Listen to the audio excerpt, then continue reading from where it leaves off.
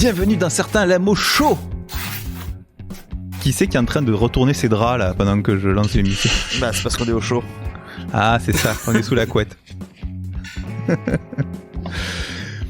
Bonjour et bienvenue dans certains Lamo Show, l'émission qui se reconfine. Bon sang, voilà, et je suis super content. L'ambiance est plombée. L'ambiance est tombée seconde 2. Ouais. Moi je me casse. Hein. Ah merde, voilà. Bon. Ça commence. Voilà, on a les samples qui sont revenus, vous voyez. On a toujours des voix un peu bizarres. Il n'y a plus les bruits de voiture derrière nous. On est retourné à l'intérieur, au chaud. Les cinémas sont fermés. Hélas, reconfinement oblige. Mais, on ne va pas vous laisser tomber. Il y a plein de films à voir à la maison. Et on est là pour en parler avec toute l'équipe de Clac, hein, n'est-ce pas? Les 5 de Clac, si je puis dire, avec Thierry. Coucou. Marwan également. Salut. Depuis que tu as vu Drunk, tout est on the rock pour toi, non? Ah bah tout le temps, hein. Ça n'arrête pas. Hein. Je t'avoue que là, il faut bien pour supporter ce monde triste. Voilà. Éléonore aussi. Hello. Alors j'ai pas de vanne avec His House, désolé. Her House peut-être, ça aurait été plus approprié. Pas de réaction. Voilà. C'est quoi le lien, pardon, excuse-moi, j'ai pas... je sais pas, j'en cherche, je n'en ai pas. C'est On the Rock, ok, d'accord. Okay. Elle commence à elle saisir, voilà. Wow. Ouais, attention, Thomas fait des spectacles d'impro tous les soirs à Thionville. C'est ça. Au cabaret à 3 branches, voilà.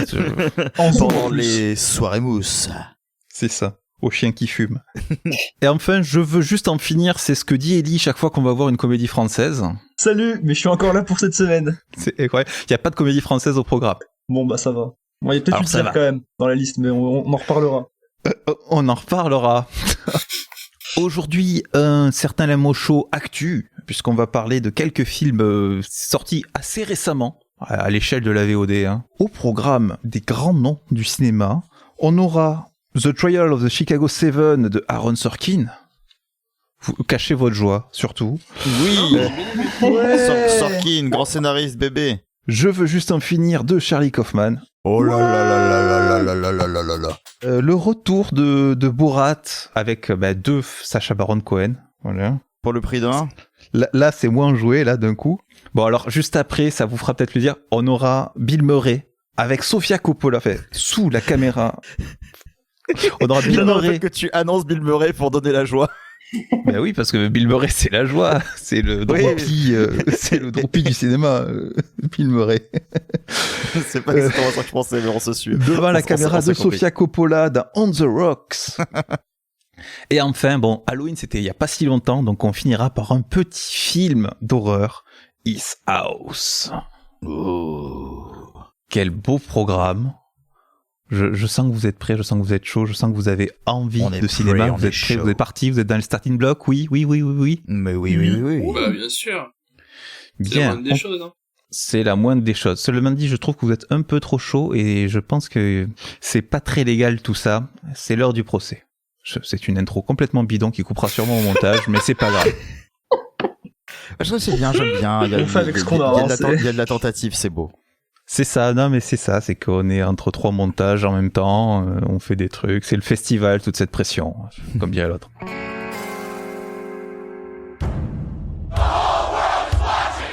You alright?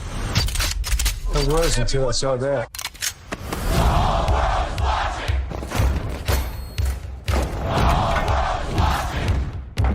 Martin's dead. Bob is dead. Jesus is dead. They tried it peacefully. We gonna try something else. These rebels without a job. They're a threat to national security. This revolution, we may have to hurt somebody's feelings. Les 7 de Chicago, The Trial of the Chicago 7 de Aaron Sorkin, le scénariste du stratège de Social Network, The West Wing ou encore Le Grand Jeu. Steve Jobs aussi. Merveilleux film. Très très grand film oublié aujourd'hui malheureusement, mais j'ai l'impression, mais voilà. C'est un chef-d'œuvre parmi tant d'autres. Film de procès, film également historique, puisqu'il retrace un procès retentissant qui a eu lieu dans les années 60, après les émeutes de 68, en marge du Congrès démocrate. L'administration Nixon n'aime pas ça du tout, et donc cherche à trouver des boucs émissaires, quelqu'un à punir, et donc elle décide de traîner les leaders d'opinion, les leaders des manifestants, pour les faire condamner pour conspiration. Un film grandiloquent, un film engagé, avec de nombreuses têtes d'affiche. On a notamment Sacha Baron Cohen, qu'on reverra tout à l'heure, Eddie Redmayne, Joseph Gordon-Levitt, entre autres. On aura aussi un petit coucou de Michael Keaton, voilà, qui passe par là. C'est vrai. Je vais pas citer tout le monde parce qu'il y en a beaucoup, mais c'est quand même une belle production, ma foi. Donc, film de procès, c'est l'heure du jugement. Quelle est votre sentence, chers amis ? Je vais commencer parce qu'en fait, je sens que le film va se faire me démonter sévère. Je sens, tu vois, je sais pas, il y a une odeur de cramé qui rôde depuis tout à l'heure. Mais ouais, non, je trouvais que c'était un film merveilleux qui, tout le long, faisait un déni de mise en scène. Et dans le sens où ça ne racontait pas grand chose à l'image, mais tout était raconté par ses personnages, par ses rôles qui étaient très bien dirigés, et par ses mots, par ses situations. Et j'ai trouvé que c'était quasiment que ça, et que ça a donné au film, au propos, au récit, des moments assez grandioses. Et mais je trouve que ça reste un film de scénariste. Et qui est pour moi important de voir, parce que je trouve donne une certaine justesse à des acteurs comme Sacha Baron Cohen ou Eddie Redmayne qui n'avait pas fait grand chose depuis bien longtemps, ou je sais même pas s'il avait fait quelque chose de bien, pour vous dire à quel point ça fait longtemps. Donc voilà, donc vraiment c'est un film qui est assez merveilleux, qui laisse pour moi des moments, on va dire des moments grandioses, que ce soit lorsque le personnage de Sacha Baron Cohen témoigne. Juste ce passage-là, juste ces mots, tout est vraiment assez fabuleux. Tout est parfois un peu trop appuyé, mais dans cet ensemble-là, Aaron Sorkin maîtrise et je trouve propose quelque chose de beau, mais qui reste nuancé dans le sens où il s'abandonne à une mise en scène très très basique qui se résume à des plans larges en courte focale pour essayer de récupérer tout le monde, et des plans, des gros plans ou des plans qui cherchent à englober un personnage. Et j'ai l'impression qu'il a pas forcément, même dans son montage, beaucoup de vocabulaire, beaucoup de style, parce qu'il met tout dans ce qui est l'écriture de personnages, dans la direction d'acteur. C'était l'avocat de la défense. Voilà. Est-ce qu'on ramène l'odeur de cramé tout de suite ou pas? Procureur Thierry. Ah là, ouais, donc ouais, tu disais que ça sentait le moisi, du coup, allez, je vais me faire détester par ceux qui apprécient le film, sans le détester non plus, parce que j'ai pas été horrifié par ce que j'ai vu. Moi, je trouve que Sorkin, pareil, on est tous d'accord, enfin, j'imagine qu'on est sûrement tous d'accord pour dire que c'est un scénariste absolument dingue, qui a surtout une conscience du rythme à mettre dans les dialogues, en fait. C'est surtout ce que je repère dans la manière dont il écrit. Je veux dire, même quand je vois un truc comme Social Network, même si Fincher sublime tout à la mise en scène, c'est quand même parce qu'il comprend l'écriture de Sorkin et qu'il sait comment, justement, mettre en scène ces espèces de dialogues qui s'enchevêtrent à 100 à l'heure et tout ça. Et c'est ce qu'on ressentait déjà dans Molly's Game, donc dans le grand jeu. Mais déjà, dans Molly's Game, il y avait une mise en scène qui était pas mal à la masse et qui avait du mal à suivre cette action. Là, on est sur quelque chose qui, malgré le fait qu'il y ait des fulgurances et tout ça, une fois que c'est lancé, avec une intro qui détonne et qui balance dans tous les sens, va se calmer un petit peu. Et du coup, là, je trouve que ça pêche énormément. Déjà parce que au niveau de l'écriture, c'est bien, mais justement, il essaye de faire quelque chose de plus posé pour qu'on puisse comprendre tous les enjeux, et je trouve que ça détonne moins. Et alors, à la mise en scène, je trouve que c'est vraiment infect. Ne serait-ce que les invectives, il y a des flashbacks qui sont surinés tout le temps pour bien nous faire comprendre, qui sont surexpliqués en même temps, parce que sinon on serait trop bête pour comprendre. J'ai vraiment eu du mal avec ça. Et alors tu disais que ça laissait la belle place à des acteurs.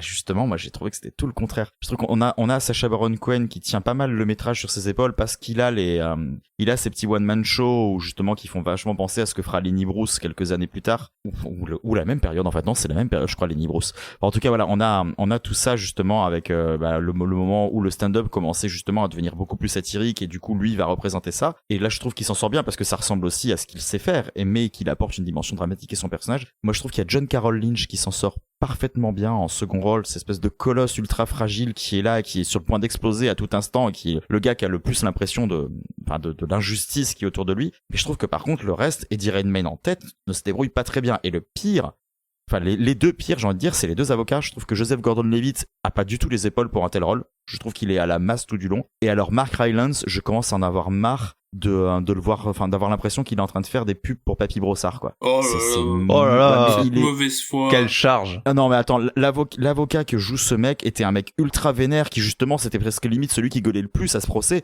et là enfin c'est juste un mollasson qui à un moment élève la voix sur le juge. Alors, Frank Langella en juge est cool. Voilà, le film je l'ai pas détesté. Putain, j'ai trouvé que ça pataugeait tout le temps, que c'était long, que c'était surexplicatif, et moi qui adore les films de procès, j'étais pas pris, j'ai pas trouvé ça épique comme un film de procès, alors que généralement justement moi le dialogue me suffit dans un film de procès, et là j'étais jamais emporté en fait, et vu que la mise en scène justement n'essaye pas de sublimer les actions, bah j'ai trouvé ça vraiment chiant, quoi. Mais en même temps, c'est un procès un peu particulier parce que c'est décrit comme un procès ultra partial. Je veux dire, les dés sont pipés, dès qu'il y a un truc qui pourrait aller dans le sens de la défense, c'est dézingué par le juge lui-même, hein, qui est déjà orienté, qui a déjà son jugement en tête, et qui va choisir lui-même les jurés, qui va faire tout ce qu'il peut pour pourrir les accusés.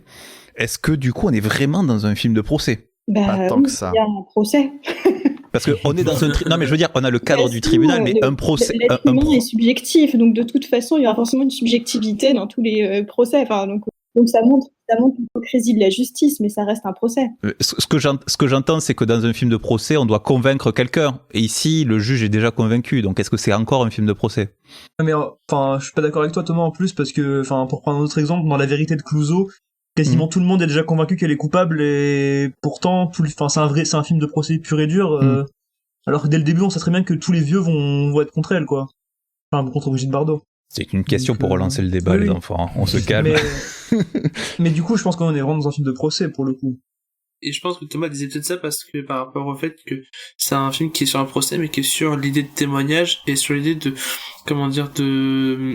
de filmer les témoignages avec ce qui peut être vrai ou non dans ce qui est filmé, dans ce qui est montré, tu vois. Je pense que t'as aussi cette, ce n'est pas que genre rester rester dans l'explication, mais c'est juste dans le lieu de procès. Et non, on montre beaucoup d'images de ce qui a pu se passer. Moi, je l'ai vu comme un film politique. D'abord, avant un film de procès, parce que je vous rappelle qu'on est dans une période un peu charnière aux États-Unis. C'est presque un film de propagande. Ils sont, à l'heure où on enregistre, ils sont en train de compter les bulletins. Les manifs de Chicago, ça rappelle les manifs Black Lives Matter qu'il y a eu il y a pas si longtemps.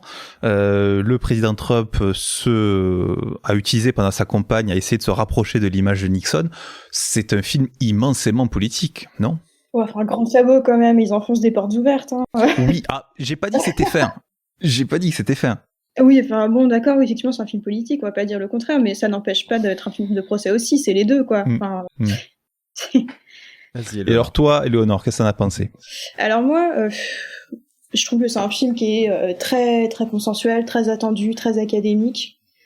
Les acteurs sont tout bons. Alors je suis pas d'accord avec toi, Thierry. J'ai trouvé pour le coup la plupart des acteurs étaient bons, et je trouve qu'Eddie Redmayne se débrouillait pas si mal.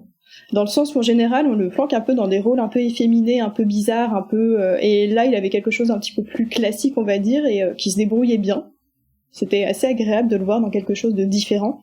C'est alors par contre pour le coup des flashbacks, je suis complètement d'accord, c'était inutile, c'était déjà expliqué dans le procès, j'aurais préféré qu'on reste vraiment dans un système de huis clos et ce qui permet d'avoir la tension et d'être vraiment pris dedans.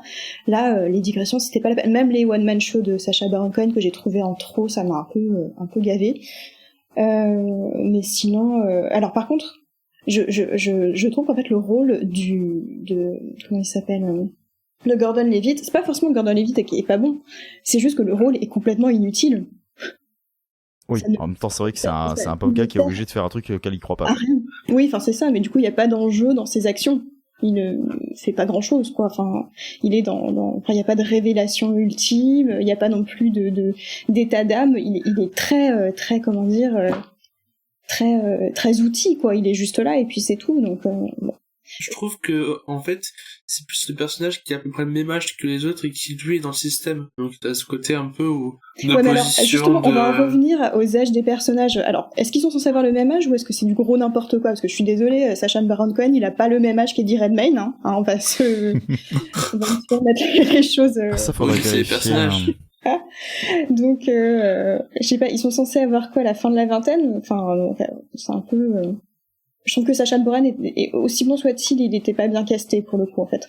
C'était pas forcément l'acteur à voir pour ce rôle-là, je trouve. Mais alors, Abby Hoffman, à l'époque justement du procès, avait 33 ans. oui, bah il a pas 33 ans. Non, Sacha Baron Cohen fait pas 33 ans dans ce film, on est d'accord. Très clairement. Et j'ai trouvé la fin mais tellement larmoyante et tellement insupportable et tellement...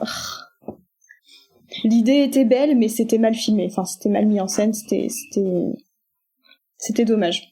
Donc en soi, le film est prenant. Je me suis pas ennuyée en le regardant. J'étais très intéressée par le procès. L'idée est forcément très très intrigante, mais c'est lourdingue quoi. Et vous avez trouvé comment j'allais dire le point d'orgue peut-être du procès. Enfin moi, ce que j'ai trouvé être le point d'orgue, mais peut-être que vous me contredirez, parce que c'est un événement qui avait marqué également, parce que pour attirer l'antipathie des 7 accusés, le juge avait fait venir sur le banc des accusés un des leaders des Black Panthers pour les assimiler, pour qu'il y ait un a priori négatif sur eux. Et donc le leader qui était Bobby Seale, qui comparaissait sans avocat parce que son avocat était coincé ailleurs, il pouvait pas venir, donc il avait demandé un report, il a pas eu, et donc il avait protesté, il a été bâillonné et attaché dans un tribunal. Donc ça avait fait grand bruit à l'époque, évidemment, ça avait fait un scandale. Qu'est-ce que vous avez pensé de ce moment-là du film? Moi, je me souviens que j'ai trouvé ça affreusement monté et réalisé, je crois, ce passage-là, de mémoire. Je crois que c'est pas des espèces de flash pendant que les autres parlent, enfin, il y a un moment où il se fait tabasser et c'est vraiment genre des micros-images en quelques secondes avec juste des coups, je sais pas quoi, et je me disais, c'est le seul moment où il tente un truc un peu original en termes de mise en scène et c'est pas réussi. Après, c'est une idée intéressante, enfin, je trouve que le procès en lui-même est très intéressant et le sujet est fort, c'est presque un film opportuniste en vrai, hein, comme tu disais Thomas, parce que il sort ça 2 semaines avant les élections. Le calendrier est bon, hein. Ouais. C'est ça, le film fait c'est littéralement le bilan des années Trump en fait, mais de manière déguisée et sur une histoire qui s'est passée il y a 50 ans. Et donc de ce point de vue-là, c'est assez intéressant. Il y a un côté, c'est très didactique. On apprend des choses sur cette époque-là, sur ce procès, qui est une des plus grandes hontes de la justice américaine. Hein. Mais voilà, je rejoins Thierry et Léonore. C'est un peu la mise en scène est pas très très intéressante. C'est un peu plat. Et en fait, ce qu'il faut savoir, et donc là je vais commencer c'est Ellie relou du confinement. Il faut savoir que Jean-Luc Godard a déjà fait un film en fait sur ce procès. C'est vrai. Et qu'il est 1000 fois plus intéressant. Car en fait, Godard en 71, donc juste après le procès, en fait, il a fait Vladimir et Rosa, qui est donc un film de sa période de groupe Ziga Vertov, hein, donc c'est très expérimental et un peu barré. Et il a pris cette histoire-là et il l'a montrée, mais de manière très satirique en fait, pour montrer vraiment l'absurdité de toute cette situation, et sans pour autant que l'horreur qu'a commise la justice en maltraitant donc ces personnes-là et notamment le membre des Black Panthers, soit passé sous silence en fait. Et même si bon voilà c'est Godard, c'était il y a 50 ans, etc.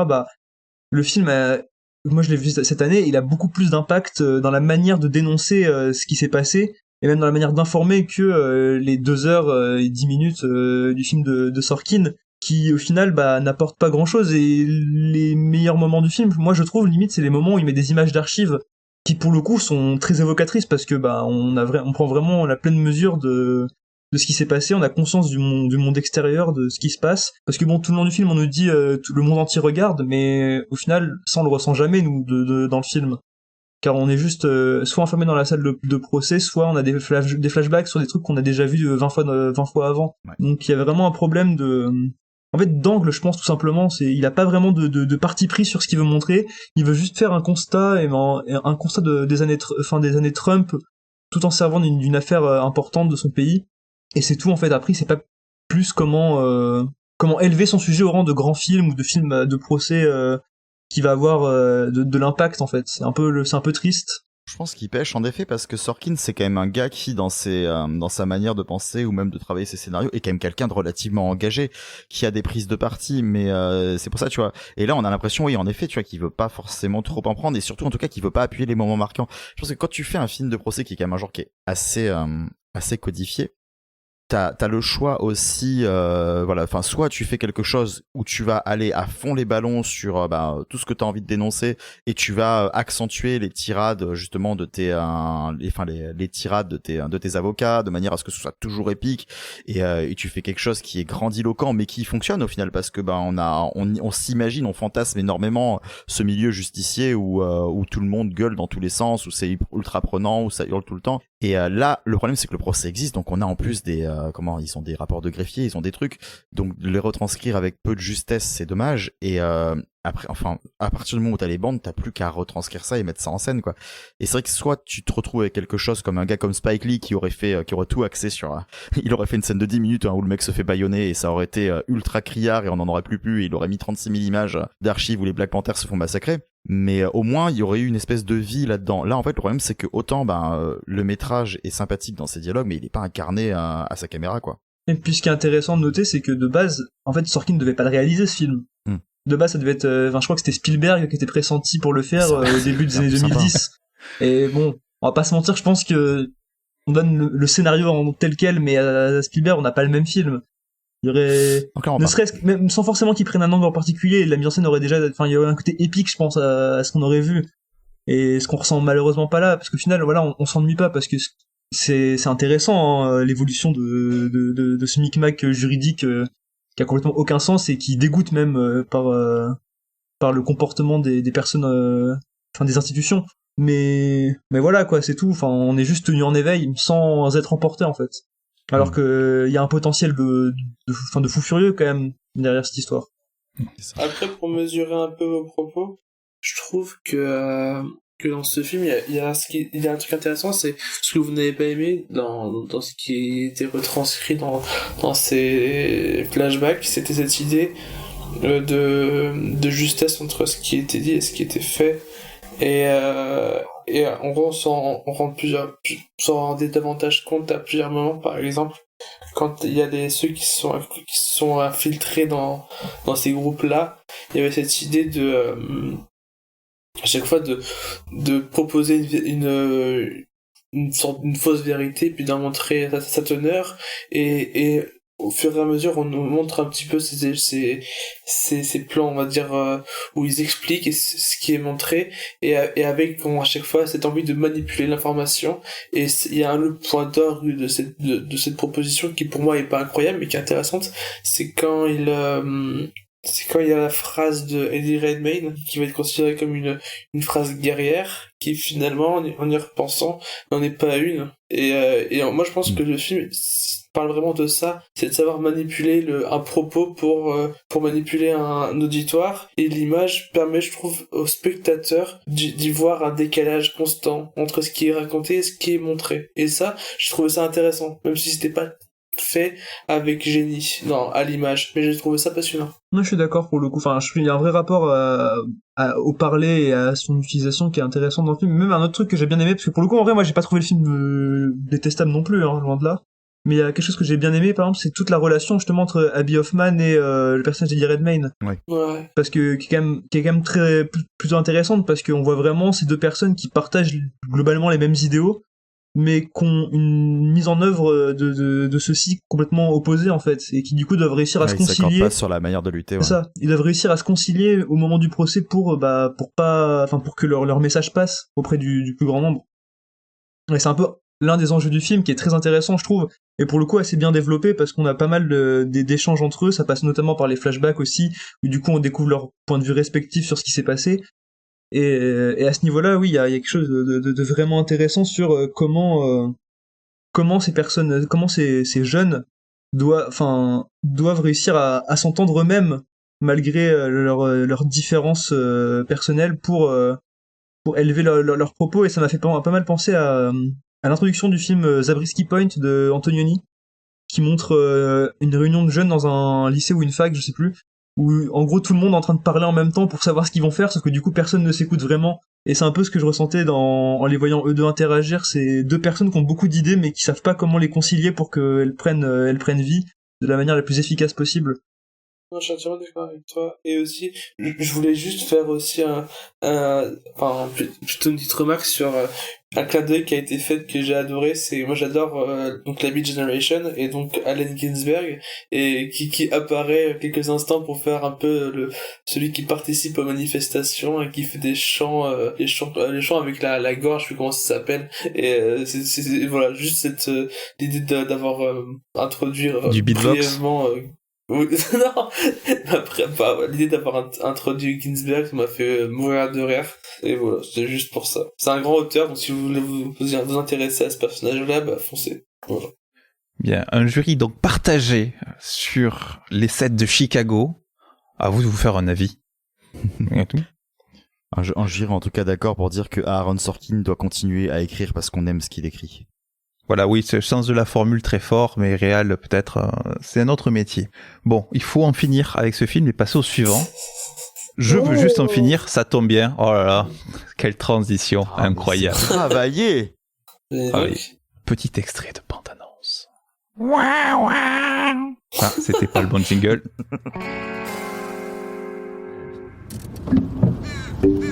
I'm visiting Jake's parents for the first time. He hasn't been my boyfriend for very long. They really are looking forward to meeting you. I think of ending things. Hello? We're here. Oh, hi. Oh, it's all wet.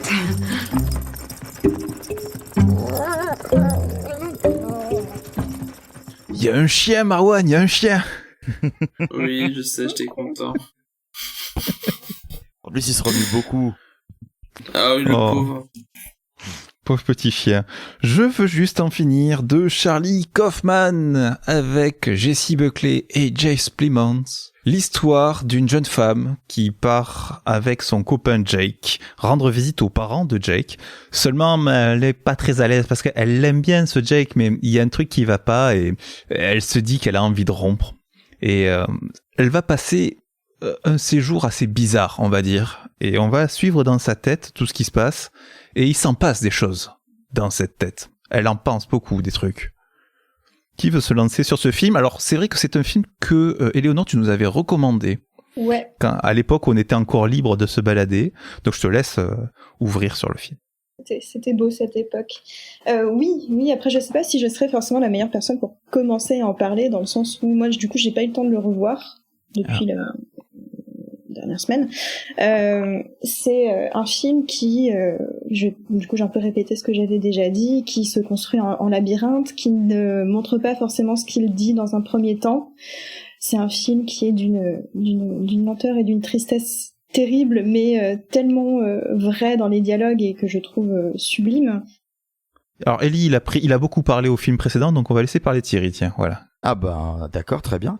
Alors bah écoute, oui, moi c'est vrai que en plus c'est très très bien qu'on continue par celui-ci parce que on a là le deuxième cas d'un gars qui s'est surtout évertué par la scénarisation et qui se transforme, qui devient réalisateur au fur et à mesure du temps. Et là où Sorkin, on a vu, on n'est pas forcément tous d'accord, mais on voit que à la réalisation il a un petit peu plus de mal. Kaufman s'en sort beaucoup mieux. Et justement, je trouve qu'en plus, il y a un effet pervers qui est assez intéressant. Parce que justement, et après je vais vraiment rentrer dans le film, quand Sorkin justement écrit des choses, les réalisateurs arrivent à sublimer des choses assez merveilleuses et à aller dans son sens. Et j'ai l'impression que Kaufman, en fait, c'est un gars qui écrit des cauchemars réveillés. Quand c'est un gars comme Spike Jonze qui les réalise, c'est un gars qui va réussir justement à en tirer quelque chose d'agréable à regarder, voire de fun par moment. Et je suis quasiment sûr que si Kaufman avait réalisé ces scénarios-là, je pense à Adaptation, je pense à Dans la peau de John Malkovich et tout ça, ça n'aurait sûrement pas eu ce côté un petit peu sympa à regarder, parce qu'il a l'air sacrément torturé, ce garçon. Et quand on voit justement, donc du coup, déjà Anomalisa ou I Just Want to End Things, c'est ça non, I'm thinking of ending things. Désolé. Et quand on voit celui-là, du coup... ouais, là, on est complètement plongé dans sa tête, donc du coup, les plans sont totalement resserrés, il est dans un 4/3 qui est très déprimant, c'est très morne, on est constamment dans les mêmes endroits, et en plus, on a cette personne qui se demande juste quand est-ce que ça va s'arrêter, donc les scènes s'allongent, et tous les choix de mise en scène. Enfin, là, en tout cas, des 4 films dont on va parler aujourd'hui, c'est celui où j'ai le plus vu de cinéma, quoi. Je trouve que tout est réfléchi, tout est pertinent. Je pense qu'on ne parle pas assez de Jesse Plemons, qui est juste passé du c'est le mec de Breaking Bad à ce mec a la carrière la plus folle en si peu d'années. Jessie Buckley est folle dans ce rôle-titre. Enfin, tout est vraiment assez fou. Le fait qu'on prenne des personnages secondaires et qu'on leur demande de cabotiner pour justement faire cet effet de routine et qu'on te parle juste pendant 2 heures de est-ce que ça fait pas peur de vieillir soit seul, de vieillir avec cette personne, et qu'est-ce que ça fait de voir son monde qui s'écroule autour de soi. C'est assez fou de réussir à en parler aussi simplement et à la fois aussi de manière aussi dense pendant 2h15, quoi, et que ça nous prenne autant. Enfin, en tout cas, moi, ça m'a totalement pris, quoi. Waouh. Ellie, est-ce que ça t'a pris, toi aussi? Bah, complètement. J'avoue que j'ai été fasciné de bout en bout, globalement.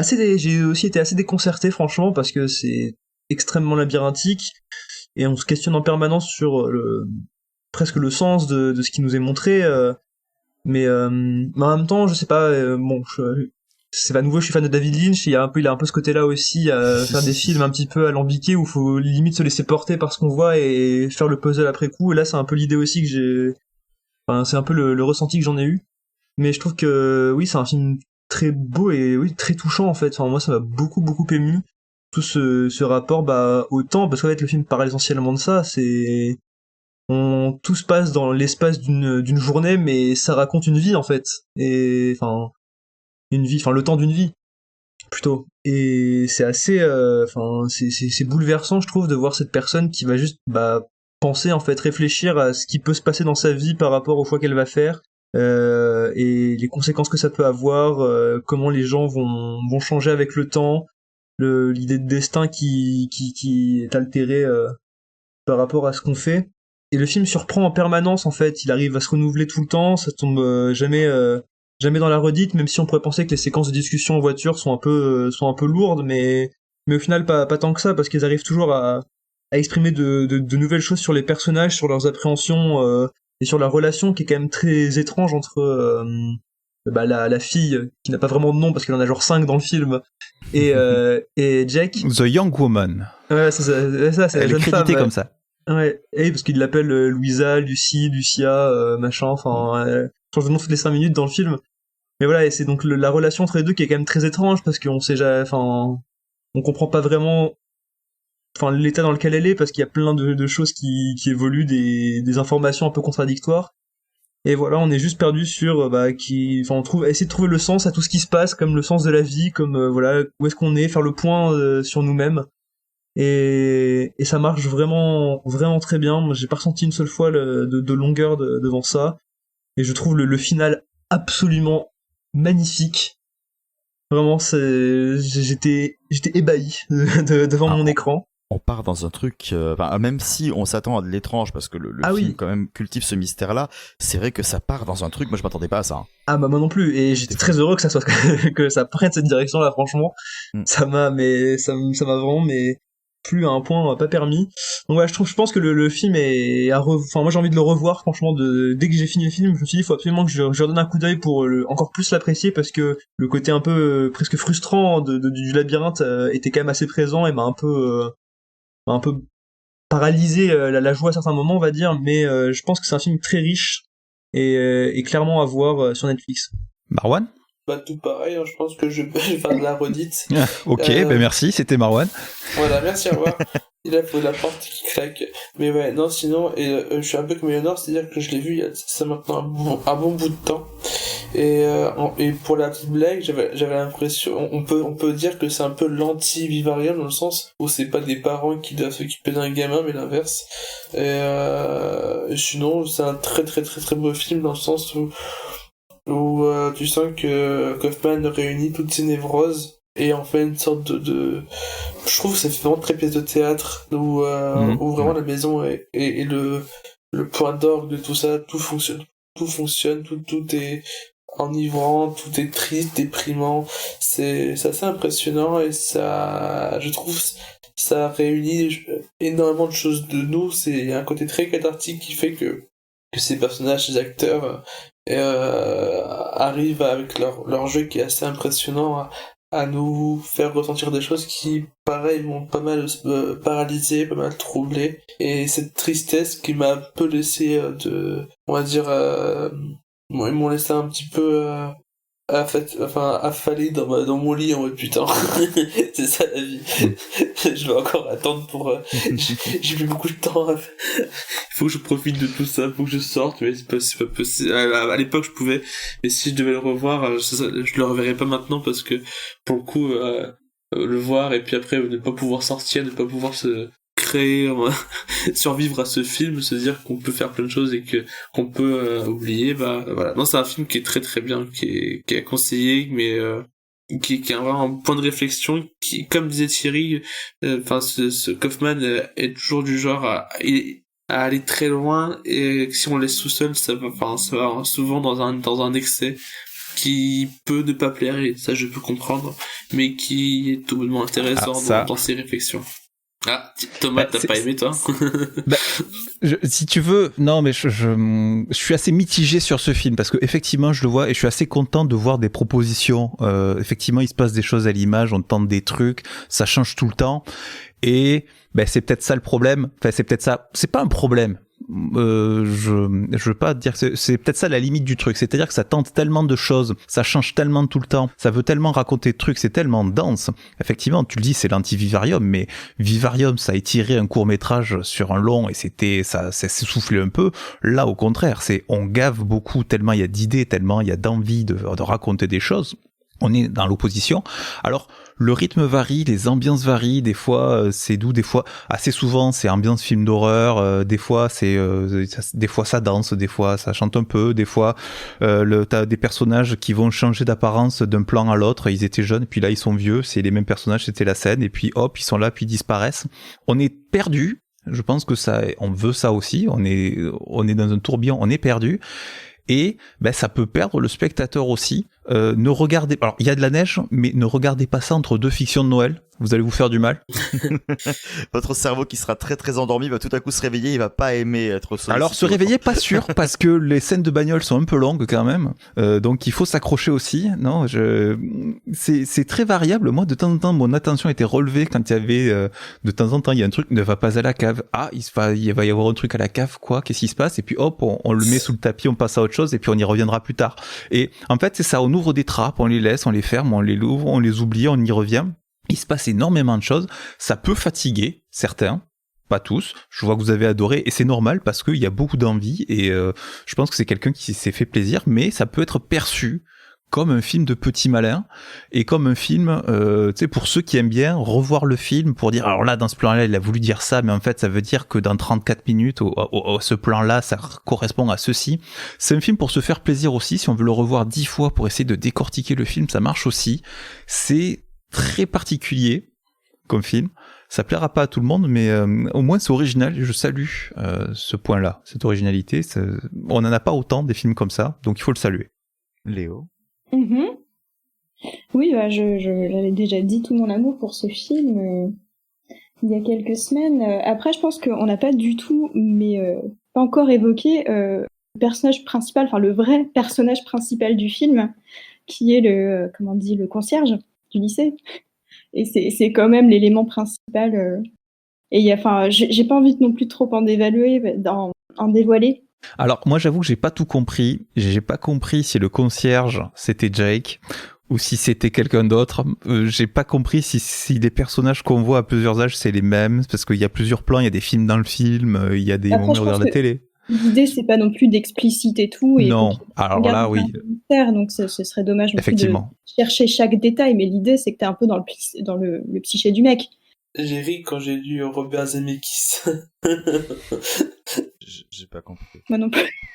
Non, en gros... Mais si, dans le film, il est réalisé par Zemeckis.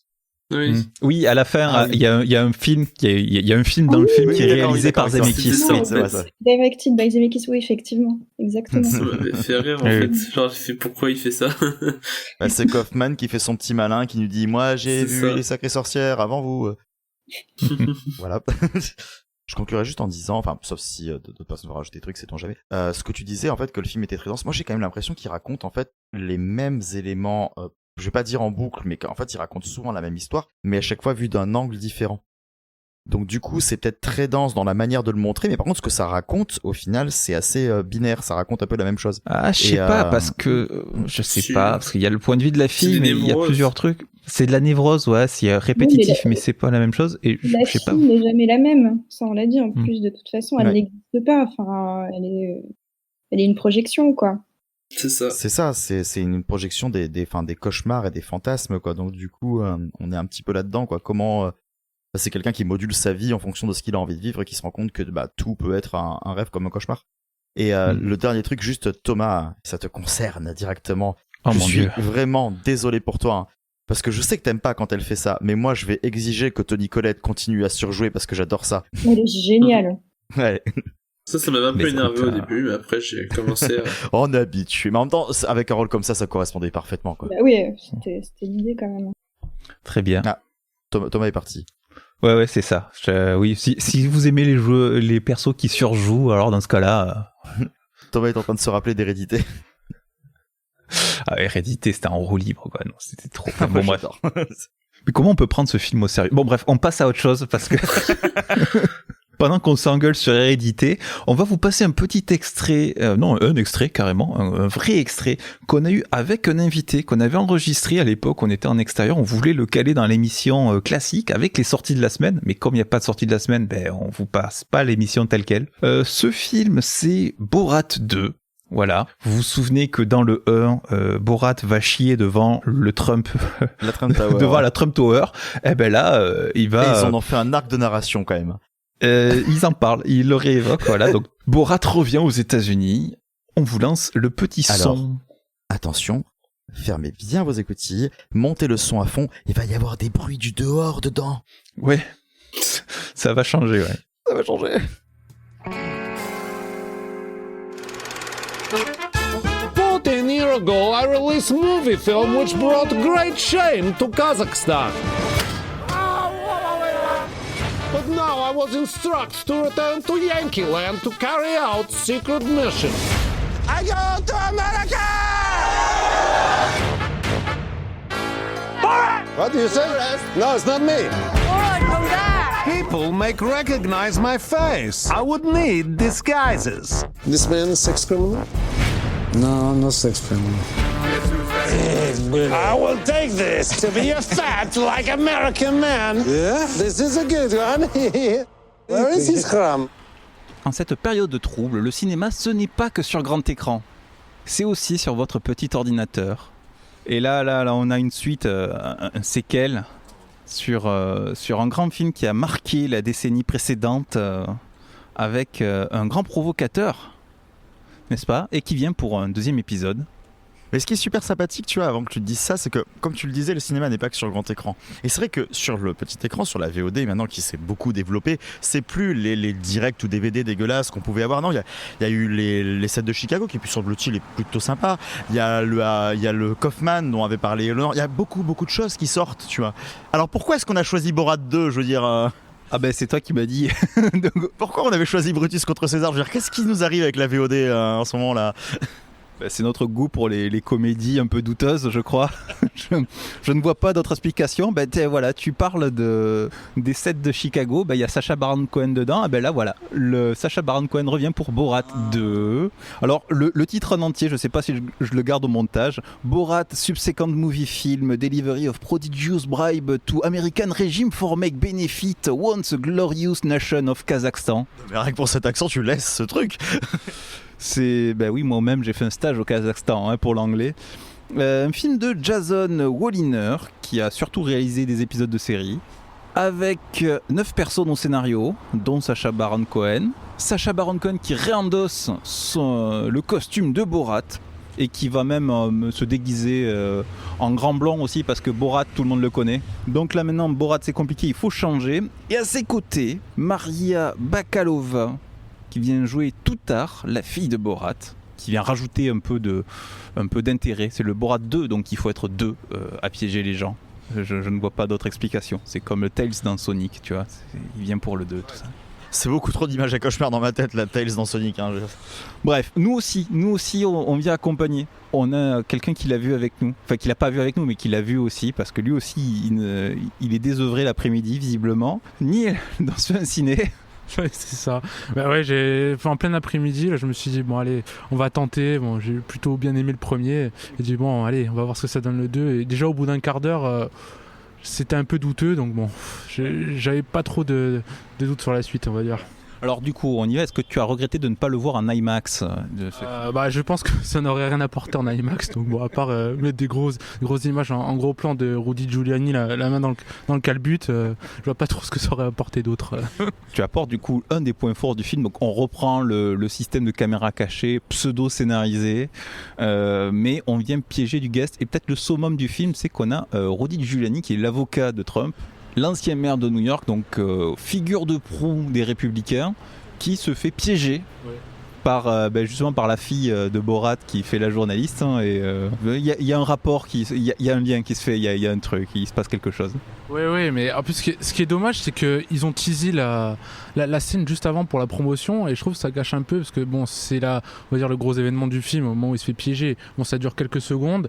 Après, bon, chacun est libre de penser ce qu'il veut des images, mais bon, après ça reste dans la veine du film, c'est-à-dire que je trouve que c'est un peu trop engagé politiquement, ça veut dire qu'il veut se farcir du républicain à tout prix, et là c'est même plus des pranks en fait, c'est même plus une satire, c'est vraiment piégé pour piéger. Il a eu sa séquence forte, il en a fait la promo, après il était un peu fier, il rigolait sur les plateaux, voilà, en disant qu'il avait bien mis la main dans le caleçon. Bon voilà, ça fait rire, on va dire. Bon, après c'est un petit peu un rire jaune quand on voit ça, surtout avec tout ce qui c'est un rapport au féminisme et des personnes haut placées qui se permettent des gestes déplacés.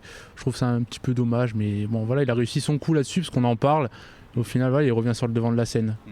Il y en a un qui est bien anti-républicain, c'est notre Thierry.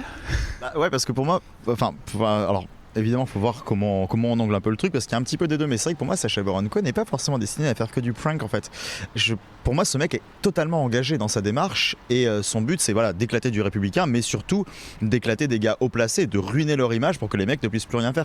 Et autant là, il le fait avec Borat, il le fait dans le cadre d'un film, mais il le faisait déjà. Il avait déjà éclaté un gouverneur en lui faisant passer des cours d'autodéfense où il lui disait. Ce qui compte, les musulmans ont peur des homosexuels, donc si tu les touches avec le cul, ils deviennent homos. Donc il le faisait courir en gueulant America, le cul à l'air comme ça. Et du coup le gars, l'image est ruinée, le mec peut plus se présenter, peut plus rien faire. Et je pense que clairement c'était tout à fait la démarche de ça. Même dans Bruno, il avait déjà aligné des parents par rapport à la manière dont ils géraient leurs gamins. Il leur avait fait dire des trucs affreux. Et après il avait appelé la DAS quoi. Donc je veux dire, je pense qu'il y a une énorme démarche politique derrière son truc, mais qui est masqué derrière la farce en fait. Donc c'est vrai qu'il est tout le temps dans cet entre-deux. Et le souci, c'est qu'autant moi cette séquence je l'ai trouvée géniale, je la trouve très forte, et il y a des grosses fulgurances dans le film. Par contre sur 1h35 ça se tient pas, et ça semble très très long. C'est ça, c'est très long, c'est interminable, et puis c'est très lourd. Ouais. Alors bon, après, si vous avez aimé le premier Borat, cette lourdeur vous la connaissez, vous êtes habitué, et si vous suivez Sacha Baron Cohen dans ses œuvres, vous avez l'habitude. En fait, je pense que le maître étalon, c'est la scène de l'éléphant dans Grimsby. Voilà, si vous avez supporté la scène de l'éléphant dans Grimsby, bon, vous pourrez, ça pourra aller. Mais c'est vrai que la scène, il y a une danse folklorique où la fille a ses règles devant tout le monde. Bon, c'est est-ce que c'était nécessaire de faire ça? Donc c'est du choquer pour choquer sans forcément trop de finesse. Et c'est vrai que du coup on perd son propos, comme il est dans la provoque absolue. On voit sa position, mais du coup il peut plus. C'est tellement outrancier que ça piège plus la personne en face qui dit ok, d'accord, c'est méga outrancier, qu'est-ce que tu veux qu'on fasse en face de ça? Ça perd son efficacité tellement il en fait. Trop. Ouais, je suis d'accord. Non, je suis assez d'accord. C'est vrai que même la scène que tu cites là est vraiment en trop, parce qu'elle sert juste à montrer des gens qui sont choqués par le truc, et il n'y a pas de réflexion derrière. Alors que contrairement à ça, au début de cette séquence, on en avait parlé, il demande à un mec comme ça dans l'oreille combien tu penses que ma fille coûte. Le mec lui répond, et t'as la gamine du gars qui est hyper choquée de ce qu'il est en train de dire. Et ça, c'était intéressant. Ça, c'est de la dénonciation. Quand ça sert à de la dénonciation, c'est hyper intéressant. Quand c'est juste on veut montrer le décalage de notre culture, et du coup on se fout quand même de la gueule des Kazakhs aussi en les traitant d'arriérés. Là non, créer un personnage autour de ça, faire croire qu'il y a une différence de culture pour que les Américains se croient supérieurs, c'est intéressant. Là oui, par contre, si c'est juste montré pour dire t'as vu du sang, ouais bon, on est d'accord, c'est gratuit et c'est pas très bien amené. Il y a quelque chose aussi qui est criant quand même en regardant Borat 2, c'est que je trouve qu'il y a des séquences où tu vois qu'il y a un décalage par rapport au premier. Parce que moi, quand je l'ai vu, j'étais adolescent. Voilà, j'ai été choqué par la réaction des gens et tout ça. Là, par exemple, il y a une séquence où il rentre habillé d'un drap du Ku Klux Klan dans un meeting de Mike Pence et on voit les gens, voilà, qui le regardent juste, mais personne n'agit. Et là, tu sens vraiment qu'il y a un mal profond et que ça marche plus comme avant parce que la réaction des gens, n'est plus à la même, et lui il essaie de tirer ça encore plus loin pour les faire réagir, mais ça marche plus vraiment. Alors que peut-être qu'il aurait changé de personnage, en créer un nouveau. Ce qui était la force de Bruno, c'est de créer un nouveau personnage complètement aussi déluré dans sa façon d'être. Borat a marqué son époque, il aurait fallu en créer un autre univers, là reprendre le même. En plus voilà, il est déjà connu, il est obligé de se grimer tout le temps. Bon, ça marche pas vraiment. Après, ça se suit, voilà, sans déplaisir. C'est assez rythmé. Je trouve pas ça. Voilà, je trouve que je suis pas ennuyé devant le film. Mais voilà, je trouve que il faut pas qu'il en fasse d'autres, quoi. Voilà, il a sorti ça 2 semaines avant les élections. Bon, voilà, on verra ce que ça fait, si ça marche pour lui ou tout ça. Mais bon, voilà, il faudrait qu'il change de registre et de personnage, je trouve. Le personnage est usé, même si la fille rapporte du souffle, elle est brillante, hein, on redit son nom, Maria Makalova. C'est peut-être ça qu'il fallait mentionner. C'est vrai qu'en plein milieu, il cale un autre sujet et il le ramène en plein milieu. Et c'est assez plaisant. C'est un sujet d'émancipation, parce que cette fille qu'il est censé vendre, qui accepte totalement sa condition, parce que quand on la montre au Kazakhstan, son rêve, c'est de devenir Melania Trump. Hein. Je dirais qu'elle regarde un ersatz de Cendrillon en dessin animé sur Melania dans sa petite cambiasse, dans une petite cambrousse qui se fait sauver. Ça, c'est assez génial. Et qui, justement, va se retrouver face à des nanas qui sont pas forcément des immenses féministes, il y en a une ou deux, mais qui vont juste lui dire attends, c'est pas normal ce qu'il est en train de te faire et t'as le droit d'exister pour toi. Et voilà, des trucs qu'on a déjà entendus, mais qu'on a besoin de te rabâcher, quoi, parce que les gens n'ont pas compris visiblement. Et il y a un récit d'émancipation qui, pour le coup, est assez brillant et assez intéressant. Et c'est clair que c'est dommage de voir qu'il y a tout ça derrière, mais qui est masqué dans tout le fossé à Purin, qui est pas terrible, quoi. Voilà, donc peut-être changer de personnage, en fait, tout simplement. Oui, je pense qu'il n'aura pas de mal à trouver. Bon, c'est quelqu'un qui est assez brillant pour l'improvisation, là, pour se créer des personnages. On l'a vu avec Bruno, on l'a vu aussi dans Wiz America quand il en joue plusieurs, ou dans d'autres projets. Donc je pense qu'il n'aura pas de mal à faire ça. Il a voulu faire une redite. Bon voilà, c'est pas, ça n'entache pas sa carrière et son rôle aussi d'humoriste. Bon, en tout cas, c'est top tendance sur IMDb, donc c'est que ça marche, hein, on en parle. Bon, bref.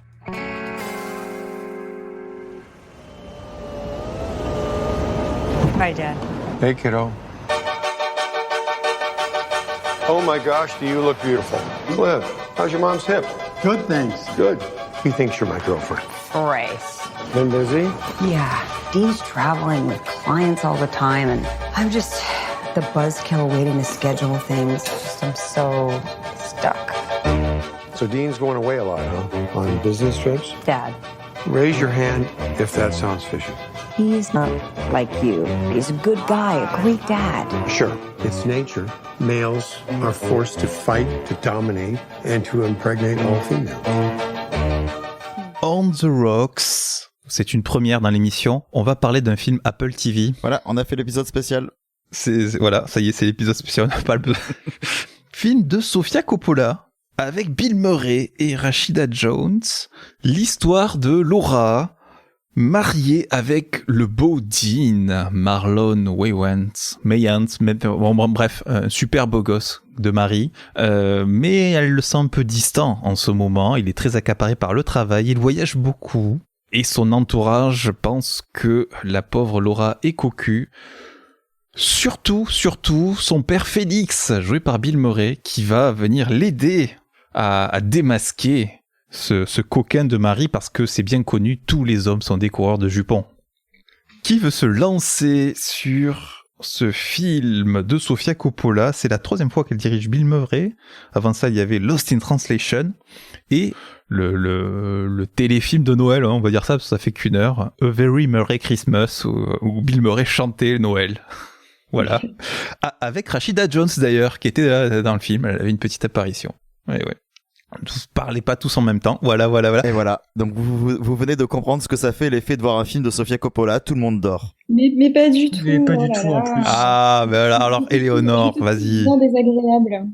Non, moi j'étais très contente. J'ai retrouvé Sofia Coppola dans le type de cinéma que j'aime voir d'elle. J'avais été absolument déçue par Les Proies. Je trouvais qu'elle maîtrisait pas assez le sujet, que c'était pas la peine de faire un remake de ce film d'ailleurs. Enfin, bref, j'étais vraiment restée en dehors de ce film. Et là, elle revient dans des thématiques qu'elle connaît. Alors effectivement, je pense qu'elle parle toujours un peu d'elle, mais quelque part elle le fait bien. Du coup, ces personnages évoluent avec elle, donc on est parti de personnages adolescents pour aller vers une femme qui doit avoir, je pense, entre 35 et 40 ans. Enfin, c'est pas précisé, mais c'est grosso modo ce qu'ils disent dans le film. Et elle le fait très bien. Elle parle de ce spleen de femmes mariées qui pensent être cocu, sauf qu'en fait, quelque part, le mari, on s'en fout, il est très accessoire dans l'histoire, et c'est juste une façon d'exorciser l'influence que son père a sur elle. Et quelle influence ? C'est Bill Murray quand même, et je trouve que Bill Murray est parfait dans les films de Sofia Coppola. Il arrive à amener cette espèce d'humour nonchalant, pince sans rire, qui est vraiment génial, et il est parfait dans ce rôle de père, grand-père exubérant qui a réussi sa vie et il y a des scènes absolument très drôle où ils se retrouvent à faire une course-poursuite, à filer le mari. Ils sont dans une voiture rouge improbable qui ne peut pas être utilisée quand tu es détective et que tu essayes de tuer quelqu'un. Ce n'est pas possible. La vieille alpha, là, ouais. et c'est tout cet humour très léger qu'on retrouve et qui est, je trouve, très bien dans ce film. Et la relation entre les deux, je trouve que Rashida Jones aussi est très juste, et je trouve d'ailleurs on la voit pas assez finalement, et qu'elle a pas eu, je pense, la carrière qu'elle aurait dû avoir. Et elle fonctionne très bien avec sa voix un peu rauque et cette manière très... elle filme un petit peu la dépression de cette femme très bien. Donc moi j'ai vraiment beaucoup aimé. J'ai bien aimé aussi le travail fait sur les discours qu'on peut avoir. Donc on sent que cette femme est new-yorkaise et qu'elle a des avis qui peuvent correspondre à une femme de cet âge, donc très, on va dire, féministe légèrement, et alors qu'au contraire son père est pas du tout dans cette idée. Et à chaque fois les deux ne sont pas dans la caricature, et il y a une espèce de discussion entre ces deux discours qui est bien retranscrit. Donc de toute façon moi j'aime beaucoup le cinéma de Sofia Coppola et la manière dont elle a de filmer le spleen. Je trouve ça à chaque fois génial à regarder. Sofia Coppola, réalisatrice cinéaste du spleen, qui veut rebondir là-dessus? Baudelaire, c'est bien plus sympa. Parce que moi j'ai ressenti ça aussi, mais alors c'est un double spleen encore une fois, parce que Sofia Coppola, moi j'ai l'impression que, alors j'ai pas vu toute sa filmographie, j'ai l'impression qu'elle filme l'ennui, elle filme quelqu'un qui se fait chier. Je pense à Lost in Translation par exemple, Marie-Antoinette aussi, entre autres. Somewhere, c'est pareil. Hein. Voilà, là aussi. Et alors là, bon, on a cette mère de famille qui est prise dans la routine, qui en peut plus. Là, alors elle se fait pas chier, mais là le spleen effectivement, parce que elle sent que il y a une routine qui se fait, il y a son mari qui fait sa vie au travail. Donc là, elle perd un peu pied. Mais on a aussi Bill Murray, et c'est lui qui se fait chier dans le film. C'est pour ça qu'il est si présent, on le sent. Il y a toujours un personnage comme ça qui s'ennuie profondément et qui fait avancer l'action parce qu'il s'ennuie. Et je pense que c'est lui qui apporte justement cette touche-là. Et bon, alors on a cet élément-là. Après, ce qui en est fait, c'est un petit film.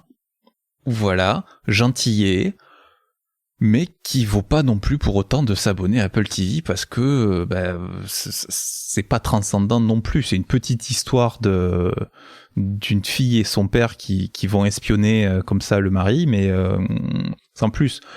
Mention spéciale quand même au personnage de Bill Murray, qui a une écriture assez particulière, parce que c'est l'archétype, la caricature du mâle blanc de plus de 50 ans. Bon, un peu plus maintenant Bill Murray, mais qui fait des réflexions comme ça. L'homme est un coureur de jupons, je la fais soft, mais il pense qu'au cul, et comme ça, et ton mari est pareil, et toutes ces réflexions-là. Et je trouve que ce personnage est assez intéressant et touchant dans cette motivation. Alors sa fille le juge et le condamne en permanence. Bon, ça c'est encore autre chose, mais je trouve que le personnage est assez pardon, mais je trouve pas qu'elle le juge et qu'elle le condamne. Dès qu'il dit un truc, elle lève un peu les yeux au ciel quand même. Oui, forcément, elle a pas forcément les mêmes avis, mais c'est pas je trouve pas que son personnage soit jugé et condamné non plus par la caméra. Il y a quand même un échange entre les deux.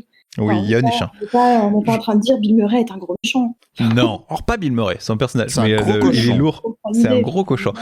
Mention spéciale quand même à la scène de flics où ils se font arrêter dans la fameuse voiture rouge qui fait du bruit. C'est vrai que c'est génial. Et réussit à se faire pousser la bagnole par les flics tellement il est fort, tellement il a de bagou. Voilà. Après, moi je trouve que c'est un film qui parle davantage de personnes qui souhaitent se retrouver.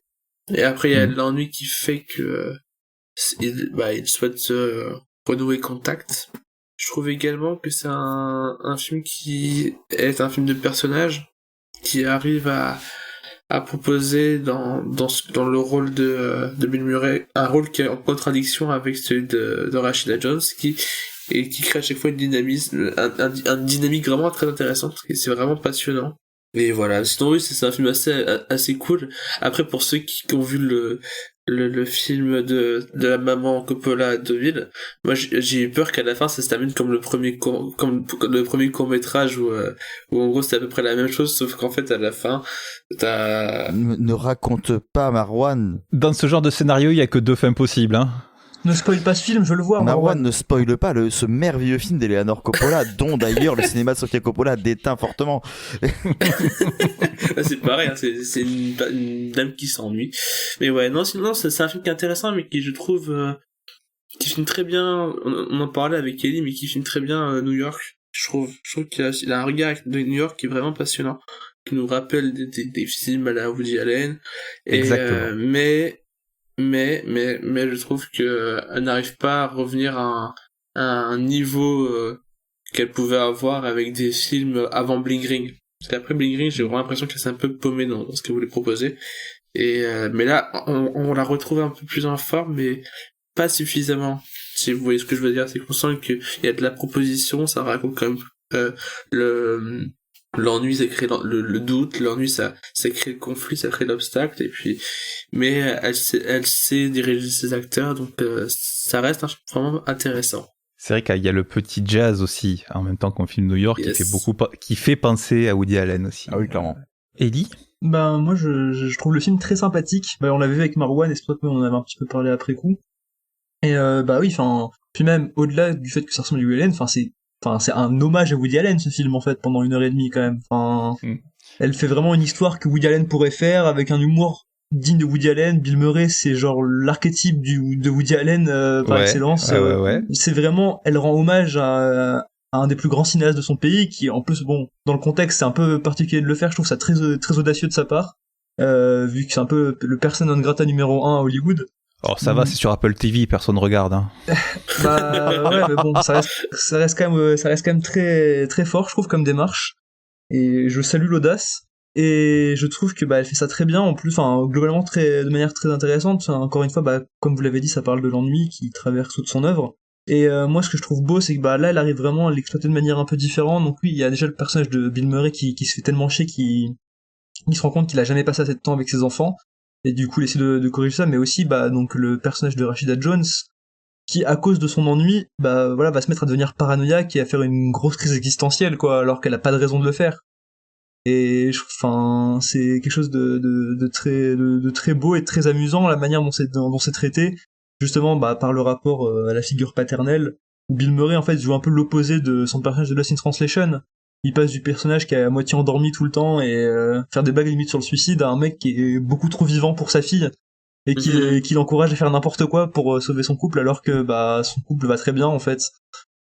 Et je trouve le contraste très très très drôle.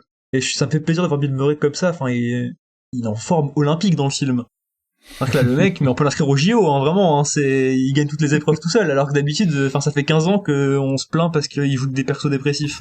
Entièrement d'accord avec toi. Mais là, franchement, il m'a bluffé.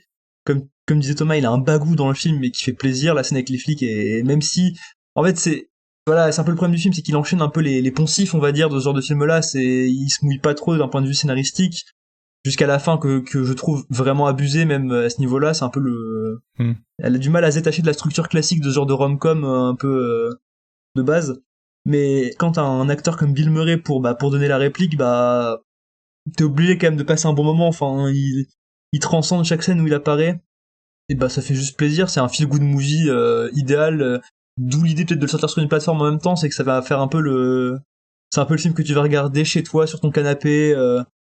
Avec ton petit plaid et ta petite tasse, et voilà, c'est sûr que c'est pas un très grand film, on n'est pas au niveau de ce qu'elle a pu faire avant, mais je trouve que c'est un film intéressant qui développe ses thématiques d'auteur à elle, et qui tout en pour le coup en plus en dressant un hommage à Woody Allen, et voilà, moi ça m'a bien plu.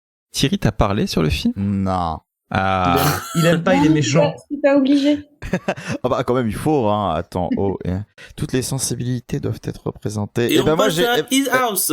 Et moi j'ai une sensibilité fâchée.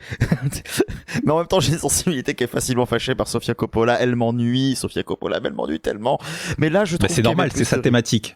Mais oui, mais non, mais sauf que non, mais à la limite ressentir l'ennui des personnages, ça me dérange pas quand je regarde un film sur le spleen et ça peut m'emporter parce que je suis triste avec eux. Mais là, je suis pas triste avec eux, je m'en fous en fait de ces gens.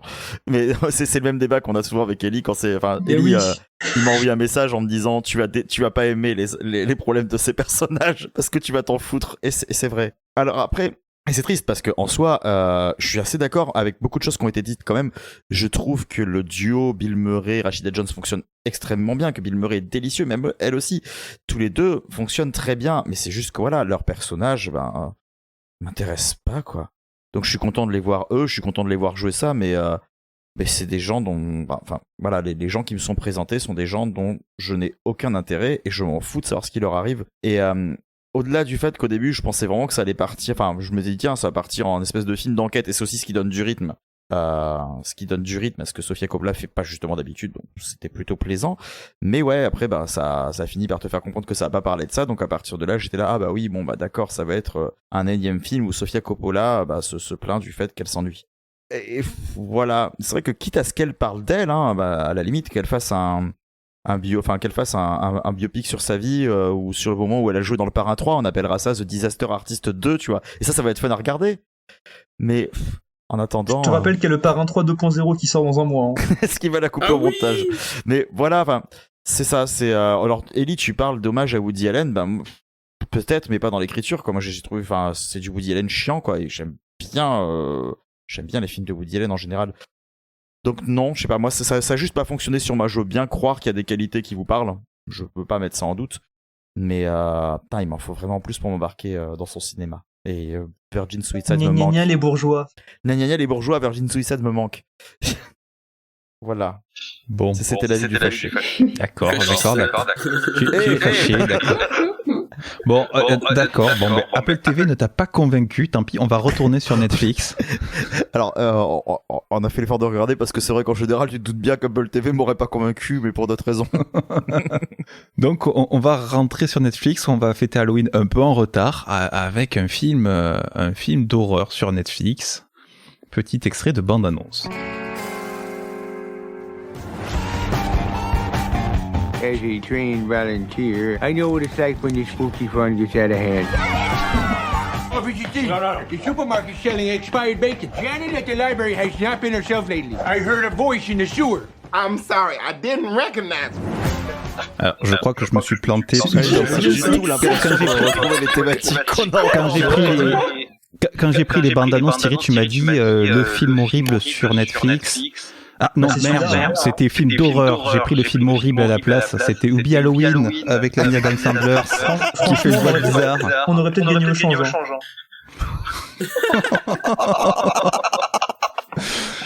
Je remets la bonne bande-annonce du coup, pardon. Congratulations. You're being released as asylum seekers, not as citizens, not yet. You will be sent to a home of our choosing. You must not move from this address. We are good people. Whether or not you're good people, it's not me that needs convincing. It's a palace. This entire house is just for us. It's going to be nice. You're going to be happy. As long as you can get along, fit in, be one of the good ones. Je tenais à dire que Alexander, c'est bien faire l'accent britannique. Et l'accent sudanais aussi, c'est trop bien. Elle était longue la bande-annonce. Je l'ai coupé au milieu. His House de Rémi Wickes, premier long métrage avec Sop Diri et Yumi Mosaku et Matt Smith, que vous connaissez comme Doctor Who notamment. En gros, le film, c'était Le Docteur fait des blagues. Voilà, alors je n'ai vu que la bande-annonce, donc je ne pourrais pas vous en dire grand-chose, je suis navré. Je sais juste que, alors de ce que j'ai compris, c'est deux immigrants qui... deux immigrés à qui on attribue un logement tout pourri. Et ils ont l'impression qu'il y a des trucs dans le... Enfin non, ils voient des choses dans les murs, enfin surtout le monsieur, visiblement. Et le monsieur, il a un passé assez trouble et assez dur dans son pays. Voilà, madame aussi. Donc soit c'est un film d'horreur, soit c'est un film sur le stress post-traumatique, soit c'est les deux, je ne sais pas. À vous de me dire. C'est Ken Loach chez A24. Oh putain, non, s'il te plaît. Oh, c'est pas mal en vrai comme définition, je trouve. Franchement, bon, alors même, j'ai envie d'applaudir. Non, Ken Loach, s'il nous écoute, et on sait qu'il nous écoute parce qu'il nous aime, il va faire une attaque là, arrête. Oh, bah, pas alors, grave, hein. Plus sérieusement, qui se lance pour me faire le résumé de ce film d'1h33 ? Ah, Ellie, oui. Non, mais j'y serais... Non, mais non. On a fait un résumé pour l'instant. Pour l'instant, tu peux garder ta neutralité et garder ton venin. Thierry, tu peux nous faire un petit résumé du film ? Bah, non, ce que t'as dit est plutôt pertinent. On a deux, donc du coup, immigrés qui se voient du coup enfin attribuer un logement. Donc en gros, c'était ça où on reste dans le centre et en gros, on leur dit qu'il est temps pour eux de s'intégrer et de montrer, je vais pas dire leur valeur, mais en tout cas des preuves d'intégration au sein de la société où ils ont immigré. Et qui du coup vont se retrouver dans cette espèce d'endroit assez austère, assez fermé, et qui vont devoir du coup déjà trouver comment s'intégrer à ces sociétés, donc en partageant des moments potentiels avec la communauté de voisins, et ensuite en essayant justement de faire de ce nouveau foyer leur maison. Et sauf que bah du coup, il y a des espèces d'esprits bizarres qui rôdent à l'intérieur. Voilà, je pense que pour le résumer, on peut pas dire grand chose de plus, parce qu'après tout est basé sur les diverses révélations qu'on va avoir en fait. D'accord. Et alors j'ai l'impression que j'ai l'impression que parmi vous, il y a deux teams. Il y a la team film d'horreur et la team film horrible. Qui, c'est possible.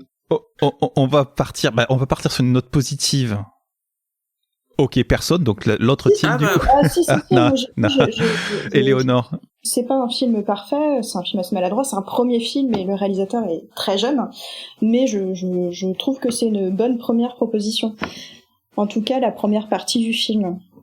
Déjà, c'est quand même un sujet d'actualité, les problèmes d'intégration des immigrés, quand même, dernièrement, on a eu pas mal de débats sur le sujet, et donc ça me paraît bien de le traiter dans un film d'horreur, donc quand même, c'est un petit peu l'utilité des films d'horreur d'exorciser les problématiques sociales ou politiques, quand même, dans le fond.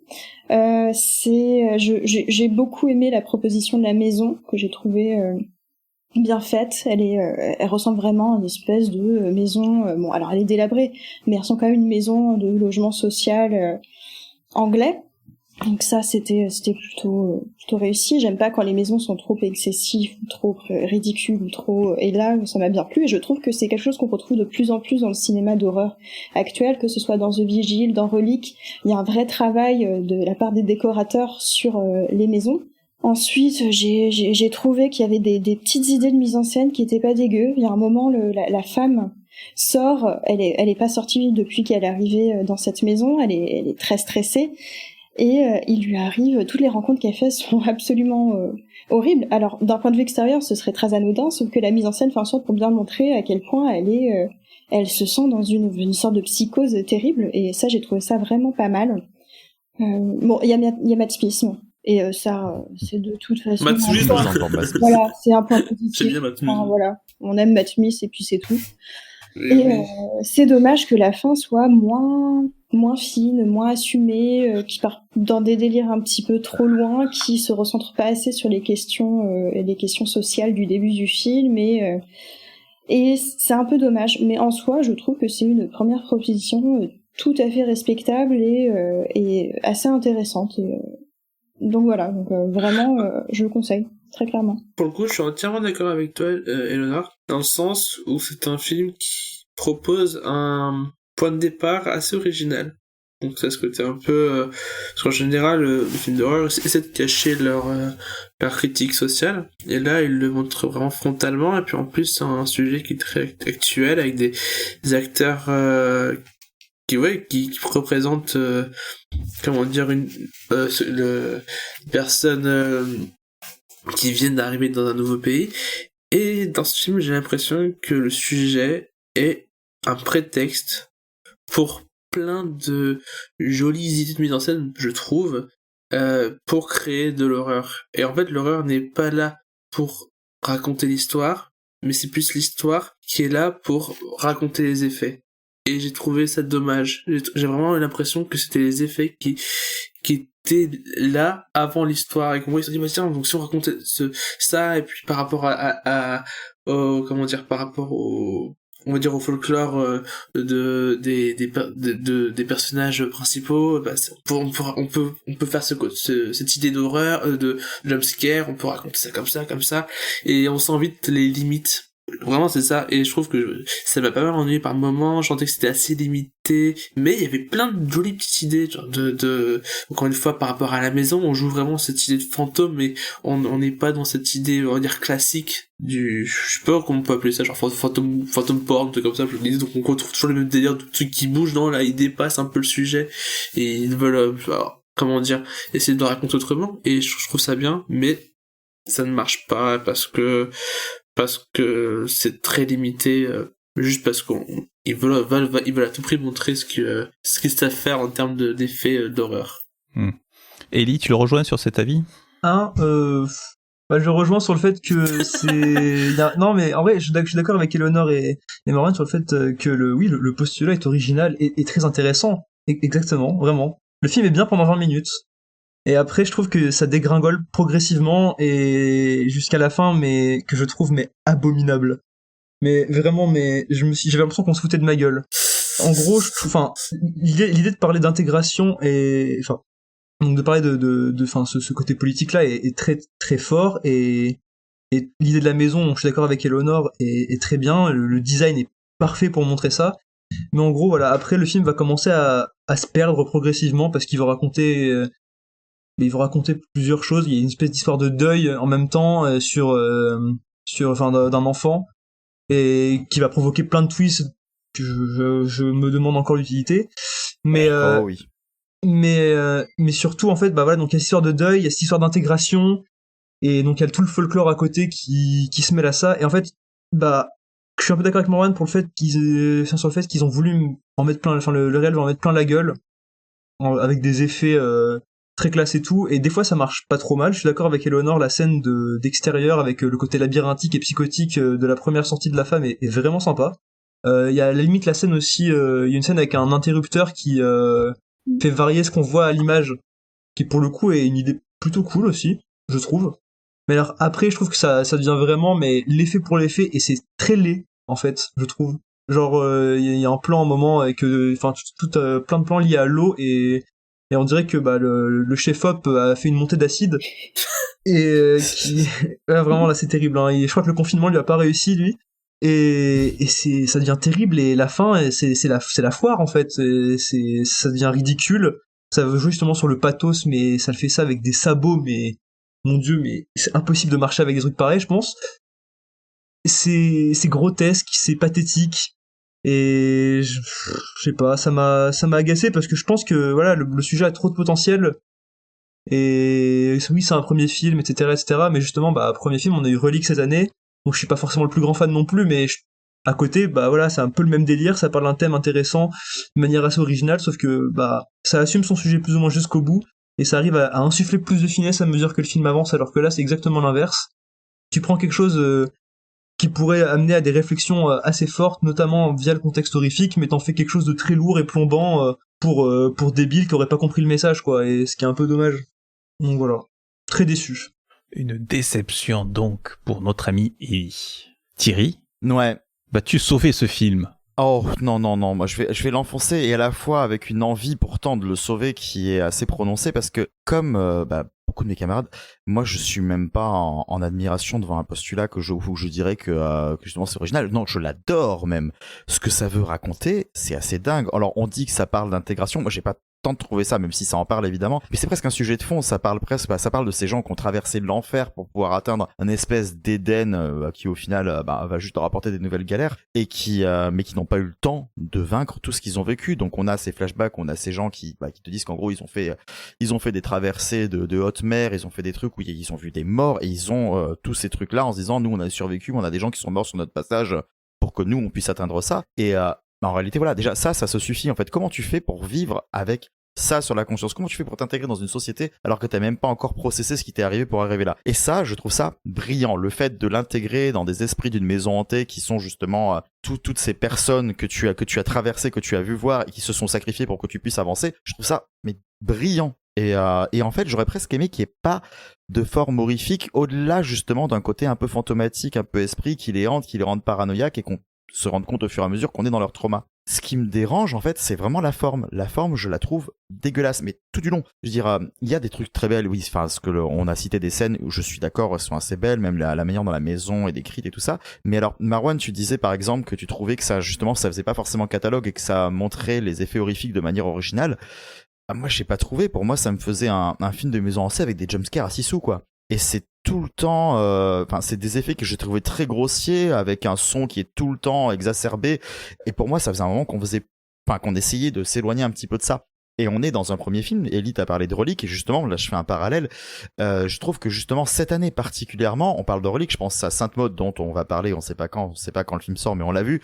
Il y a eu, il y a Vigil, il y a eu pas mal de premiers films, en fait, qui se posent aussi la question de qu'est-ce que le cinéma de genre, où est-ce qu'il doit nous emmener? Est-ce qu'on n'est pas à un moment charnier où il est peut-être temps d'abandonner justement nos codes pour en recréer de nouveaux et pour amener ce genre aussi dans des choses originales et non vues. Là, Remy Wilkes le fait avec son sujet, mais dans sa forme, je trouve que c'est un énorme retour en arrière en fait qui est dans le trop classique, le trop graphique, le je veux impressionner au-delà de toucher en fait. Et du coup, j'ai trouvé ça très superficiel malgré voilà un sujet que j'aime énormément. Alors on peut assimiler ça sûrement à de la maladresse, et j'imagine qu'il va affiner son style sur ses prochains métrages, que je serais très curieux de voir. Mais c'est vrai que celui-là, voilà, je suis un peu dans l'état d'Ellie, c'est-à-dire que moi, plus ça avançait, plus je trouvais ça grossier, et plus ça m'énervait, et d'autant plus que, appréciant le sujet, j'avais envie de voir quelque chose qui rendait beaucoup plus hommage à tout ça, quoi. Ah là là là là là là. Bon. Et rebondissez sur ce que je dis, bordel. Non, mais je pense qu'en fait, le truc, c'est qu'on a exactement tous vu le même film et qu'on n'aura pas, comment dire... Non, mais je veux dire, on n'est pas tous aussi gentils, on va dire. Tu vois, si Oui, on n'est pas clément avec les défauts de la même manière. C'est ça, exactement. Vous lui pardonnez peut-être plus facilement que nous. Voilà, c'est ça. Pas de cadeaux, pas de concessions chez nous, pas de pitié. C'est ça. C'est ça, ouais. Non, mais par exemple, j'aimais bien l'effet pour rebondir avec Thierry. Derrière le fantôme, les gamins fantômes derrière les murs, je trouve ça intéressant avec le côté où avec ce mur partiellement détruit qui peut partiellement montrer des choses, tu vois, j'aimais bien ce côt-là aussi. Ah oui, non, mais il y avait des petits moments tellement d'idées. Oui, ça c'était assez. Mais en fait, c'est ça.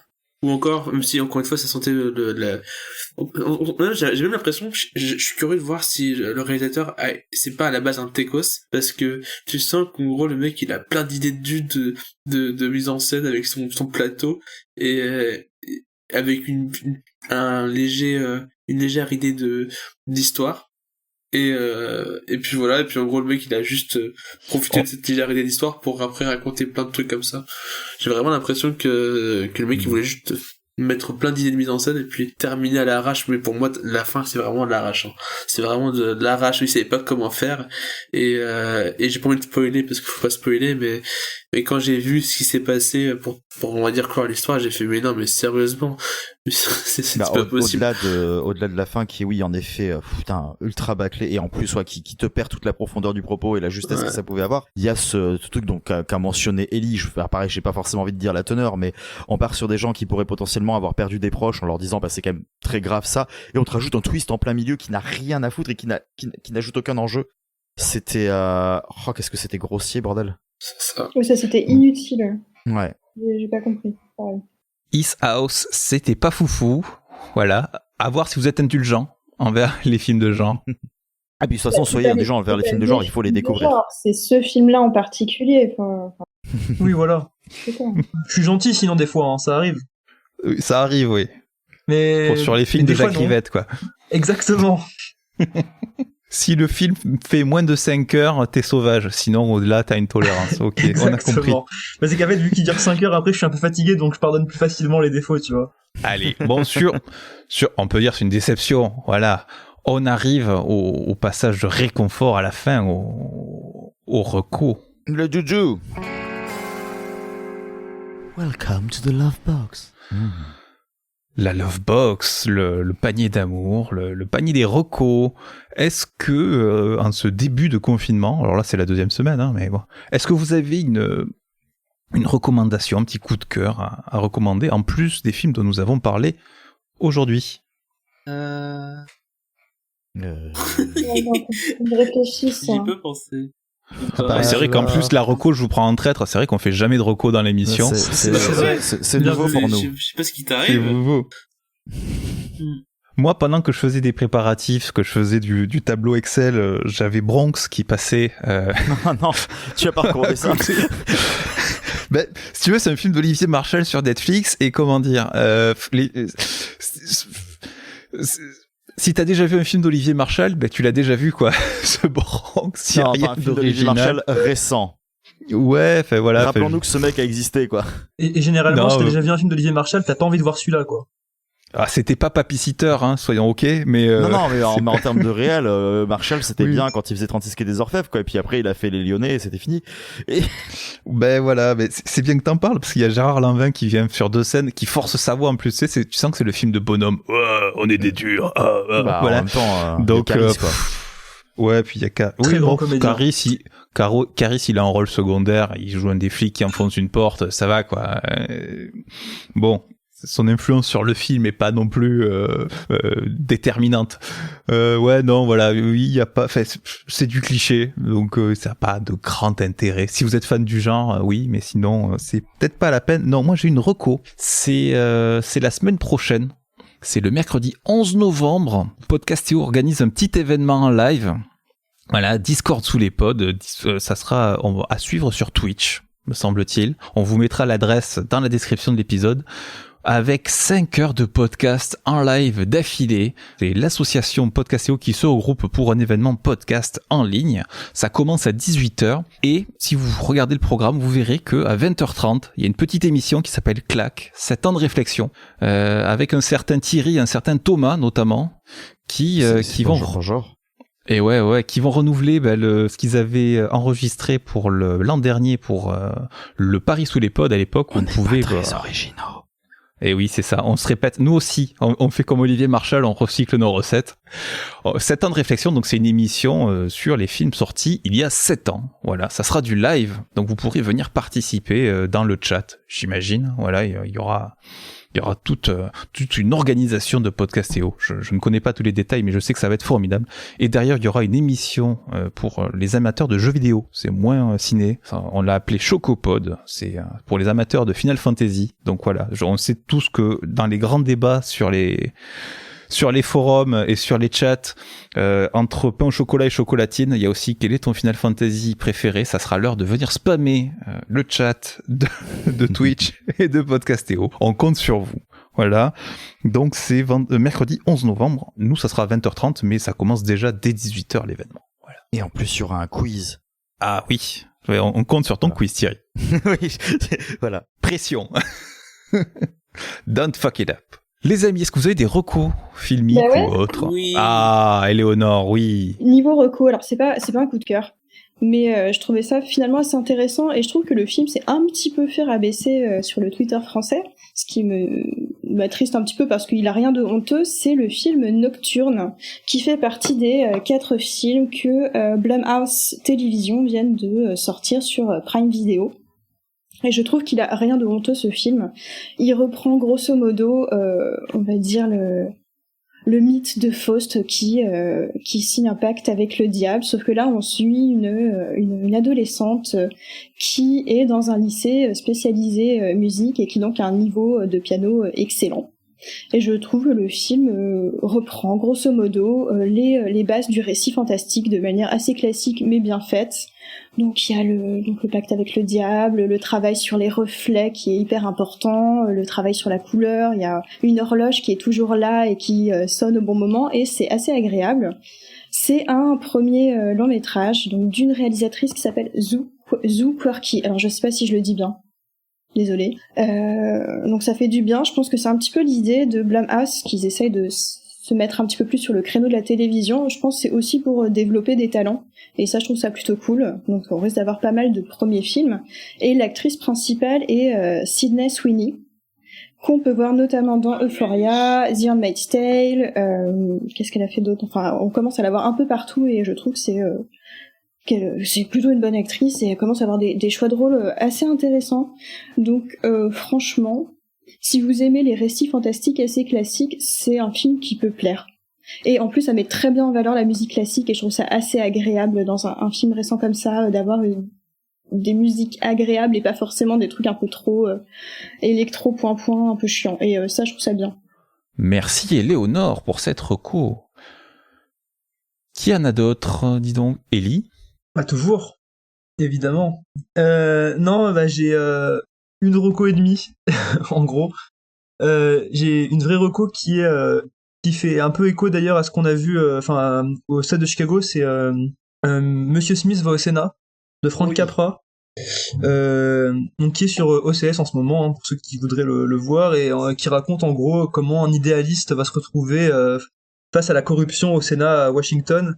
Et il y a presque un côté film de procès en fait, alors bon, c'est pas un procès, mais c'est plus des délibérations on va dire, et il y a un combat pour la justice et la liberté, mais c'est un film qui est d'un humanisme mais terrassant vraiment, mais c'est juste purement beau en fait ce qu'on voit à l'écran. James Stewart qui donc joue le personnage principal, mais est d'une candeur mais presque trop niaise, mais qu'on lui pardonne tant il est convaincu de ce qu'il avance.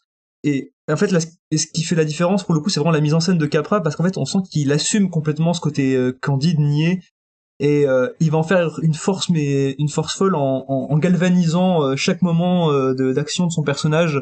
Et on est forcément pris au jeu de cet élan patriotique américain qui n'est pas du tout le côté patriotisme qu'on pourrait un peu agaçant. Là, c'est vraiment juste quelqu'un qui croit en des idéaux, en son pays, au potentiel de ses institutions, et qui va tout faire pour les mettre en avant. Donc voilà, c'est un très très grand film que j'ai découvert dans la nuit, et là vraiment il y a quelques heures, et ça m'a vraiment beaucoup touché. Et très rapidement, sur OCS aussi, c'est une demi-reco parce que je n'ai pas fini.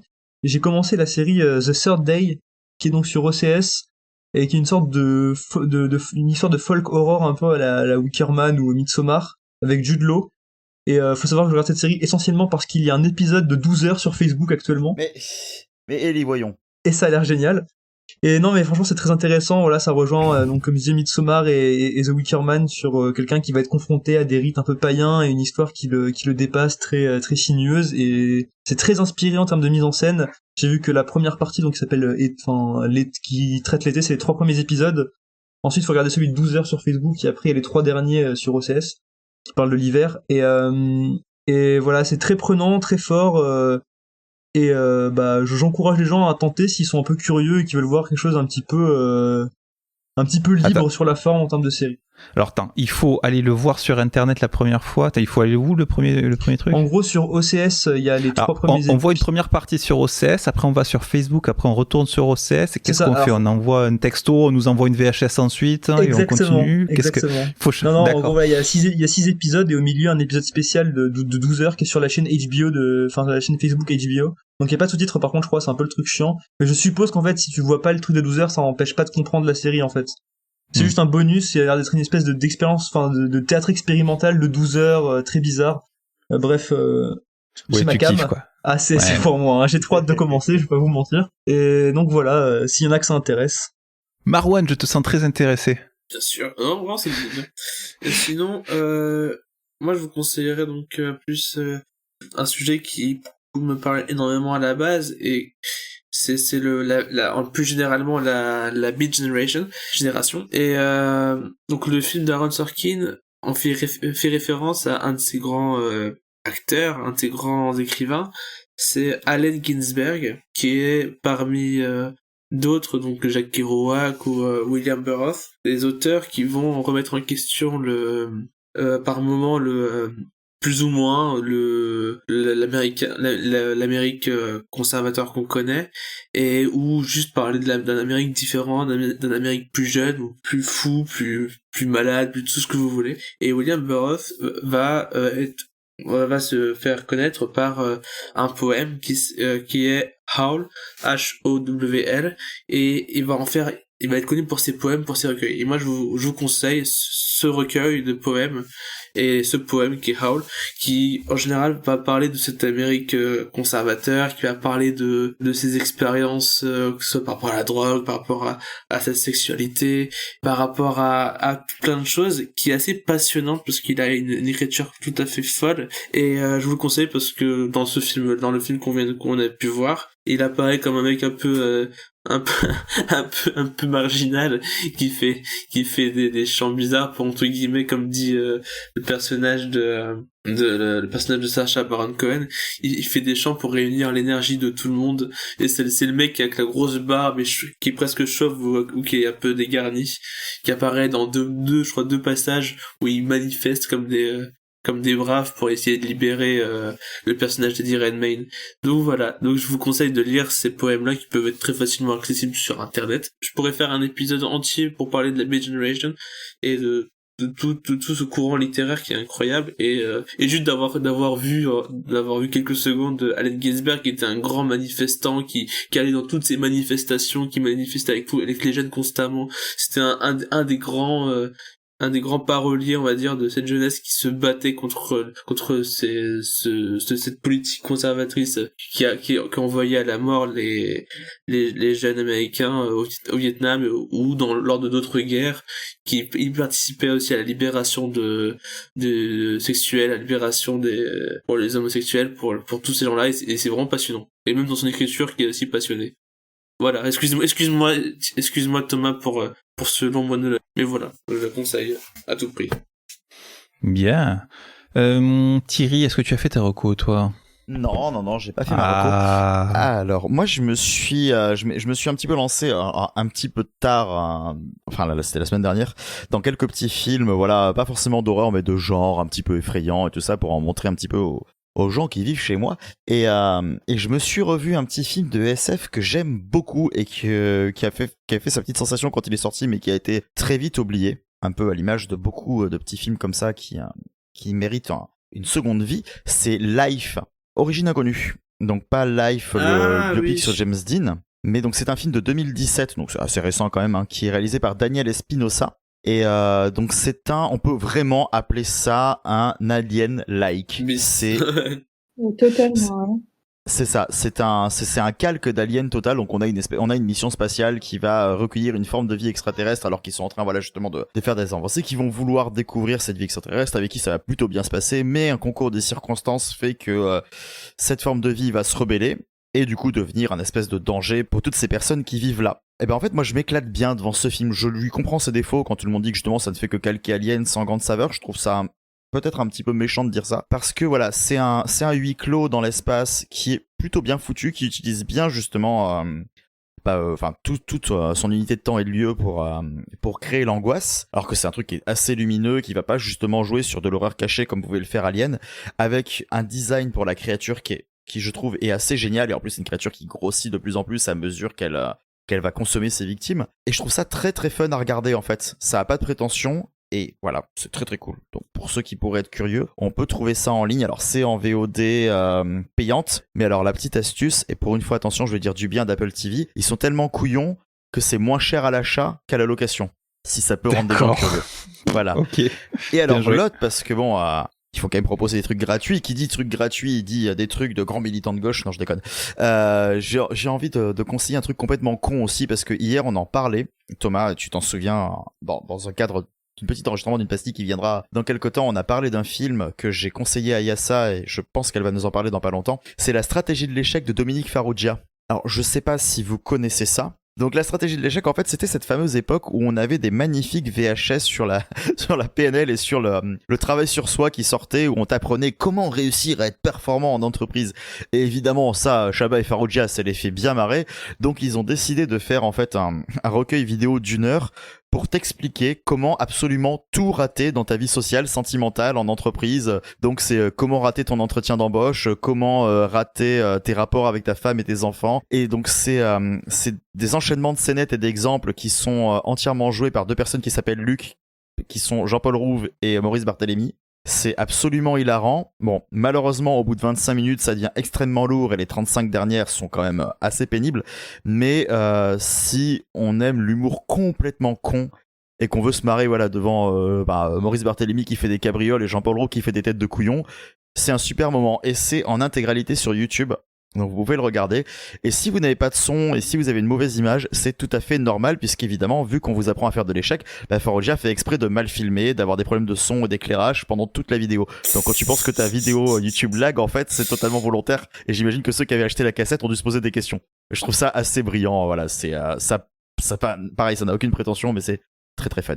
C'est un échec, donc c'est une réussite. C'est ça, c'est un sacré échec. Très bien. Bon, eh bien voilà une émission rondement menée. Alors on va pas partir tout de suite parce que on a changé un peu les thématiques pour ce confinement-là. Bon là on va pas faire le tour des plateformes. Je pense qu'on a vu les principales. Alors ouais, je suis très triste parce que Salto a ouvert il y a quelques semaines. Thierry a fait du lobbying pour qu'on en parle. Bon, je crois qu'on n'était pas tous très très motivés. Attends, tu m'avais promis que si on faisait pas Pornhub, on faisait Salto. Enfin moi j'y peux rien quoi. Alors après après c'est pas pour dire, mais il y a quelques plateformes. Il y a Universiné qui s'est mis à faire de la SVOD. Il y a aussi Apple TV dont on n'a pas parlé. Il y a le fameux Pornhub Premium que Thierry tient à cœur, a vraiment envie de faire, et on avait des invités en plus qui étaient prêts à venir la faire. Hein. Donc on l'a quand même en réserve. On sait jamais. Si on est à court d'inspiration, si le confinement se prolonge. Par contre, on a changé un peu. Ça va être chaque membre de l'équipe va proposer une thématique, un mot-clé, une variante, et on vous proposera des films autour de cette variante. Alors, on a fait un petit tirage au sort, voilà, donc je mélange de manière innocente et innocemment, voilà. Hop, je sors le petit ticket. Ballot. Le petit ballot, et donc alors, le tirage au sort. Est-ce que c'est un vote qui est compté ou est-ce que c'est un mailing ballot? Je sais pas. Alors, on attend les résultats du Wisconsin, mais a priori, c'est Léonore qui est désigné cette semaine. Ah. Sauf si Marwan conteste et fait un procès, dans ce cas-là, on recomptera, voilà. Bon. Mais pourquoi il contesterait, Marwan? Parce que t'aimes les chats. C'est à cause de son addiction à Twitter, peut-être, je ne sais pas. Bon, alors. Et Léonore, quel est le thème de la semaine prochaine? Nous sommes toutes oui. Oui, et comme moi j'ai vraiment, mais alors vraiment pas envie de dire au revoir à Halloween, que c'est passé beaucoup trop vite, alors je vais choisir un thème un petit peu en lien, et ce sera les monstres au cinéma. Certains l'aiment monstrueux. Voilà. Très très bien. Donc une thématique monstre la semaine prochaine dans Certains l'aiment à chaud. Je dis ça en off. C'est génial pour le retour de Yassa. On va choisir que des films qu'elle peut pas regarder. Si vous choisissez Monstres et compagnie, elle pourra le voir. C'est vrai. C'est hyper large. Ouais, non, hyper... mais en plus, de toute façon, c'est que des films qu'on n'a pas vus. Donc on pourra lui dire, mais on savait pas. Bon bah chouette. Monstre ne veut pas dire forcément monstrueux, ou je ne sais pas. Ça peut être aussi la biographie de Depardieu. Waouh, monstre sacré. C'est son vrai nom, hein. C'est vrai qu'il y a d'ailleurs il y a un cycle Bébel sur Netflix en ce moment là. Est-ce qu'ils ont mis un homme et son chien? Non. Je sais pas s'ils sont allés jusque là.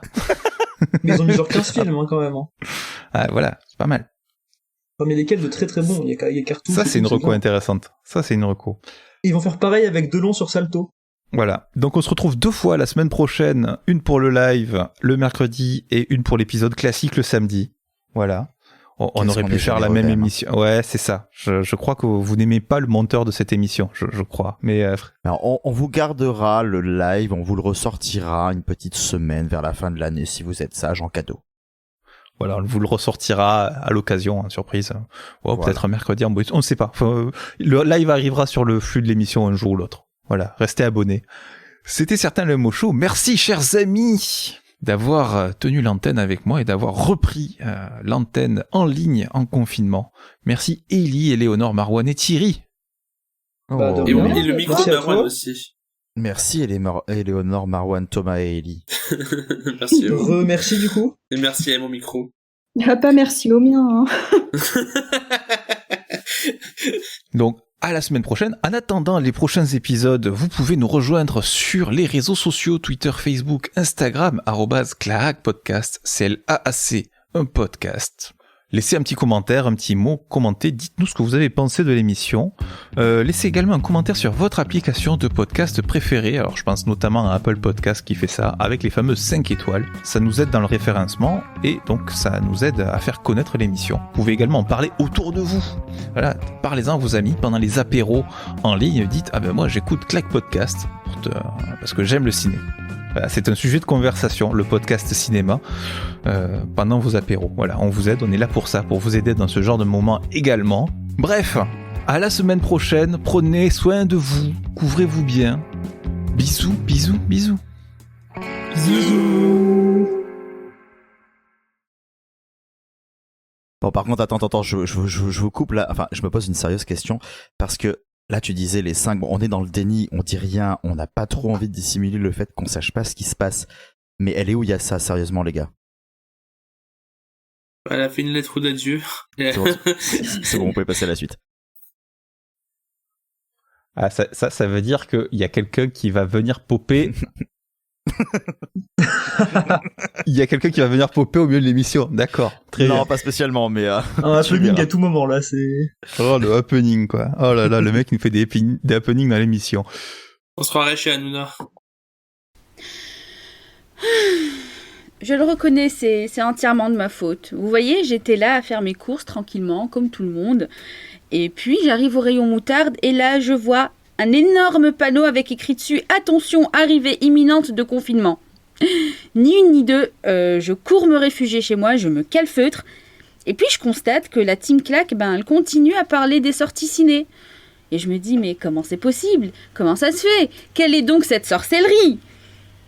Et c'est là que j'ai compris en fait que c'était pas l'arrivée du confinement, c'était l'arrivée des condiments. Voilà, donc j'aimerais profiter de cette tribune pour remercier la team quand même d'affronter ma bêtise et ma pathétique couardise. See you next week!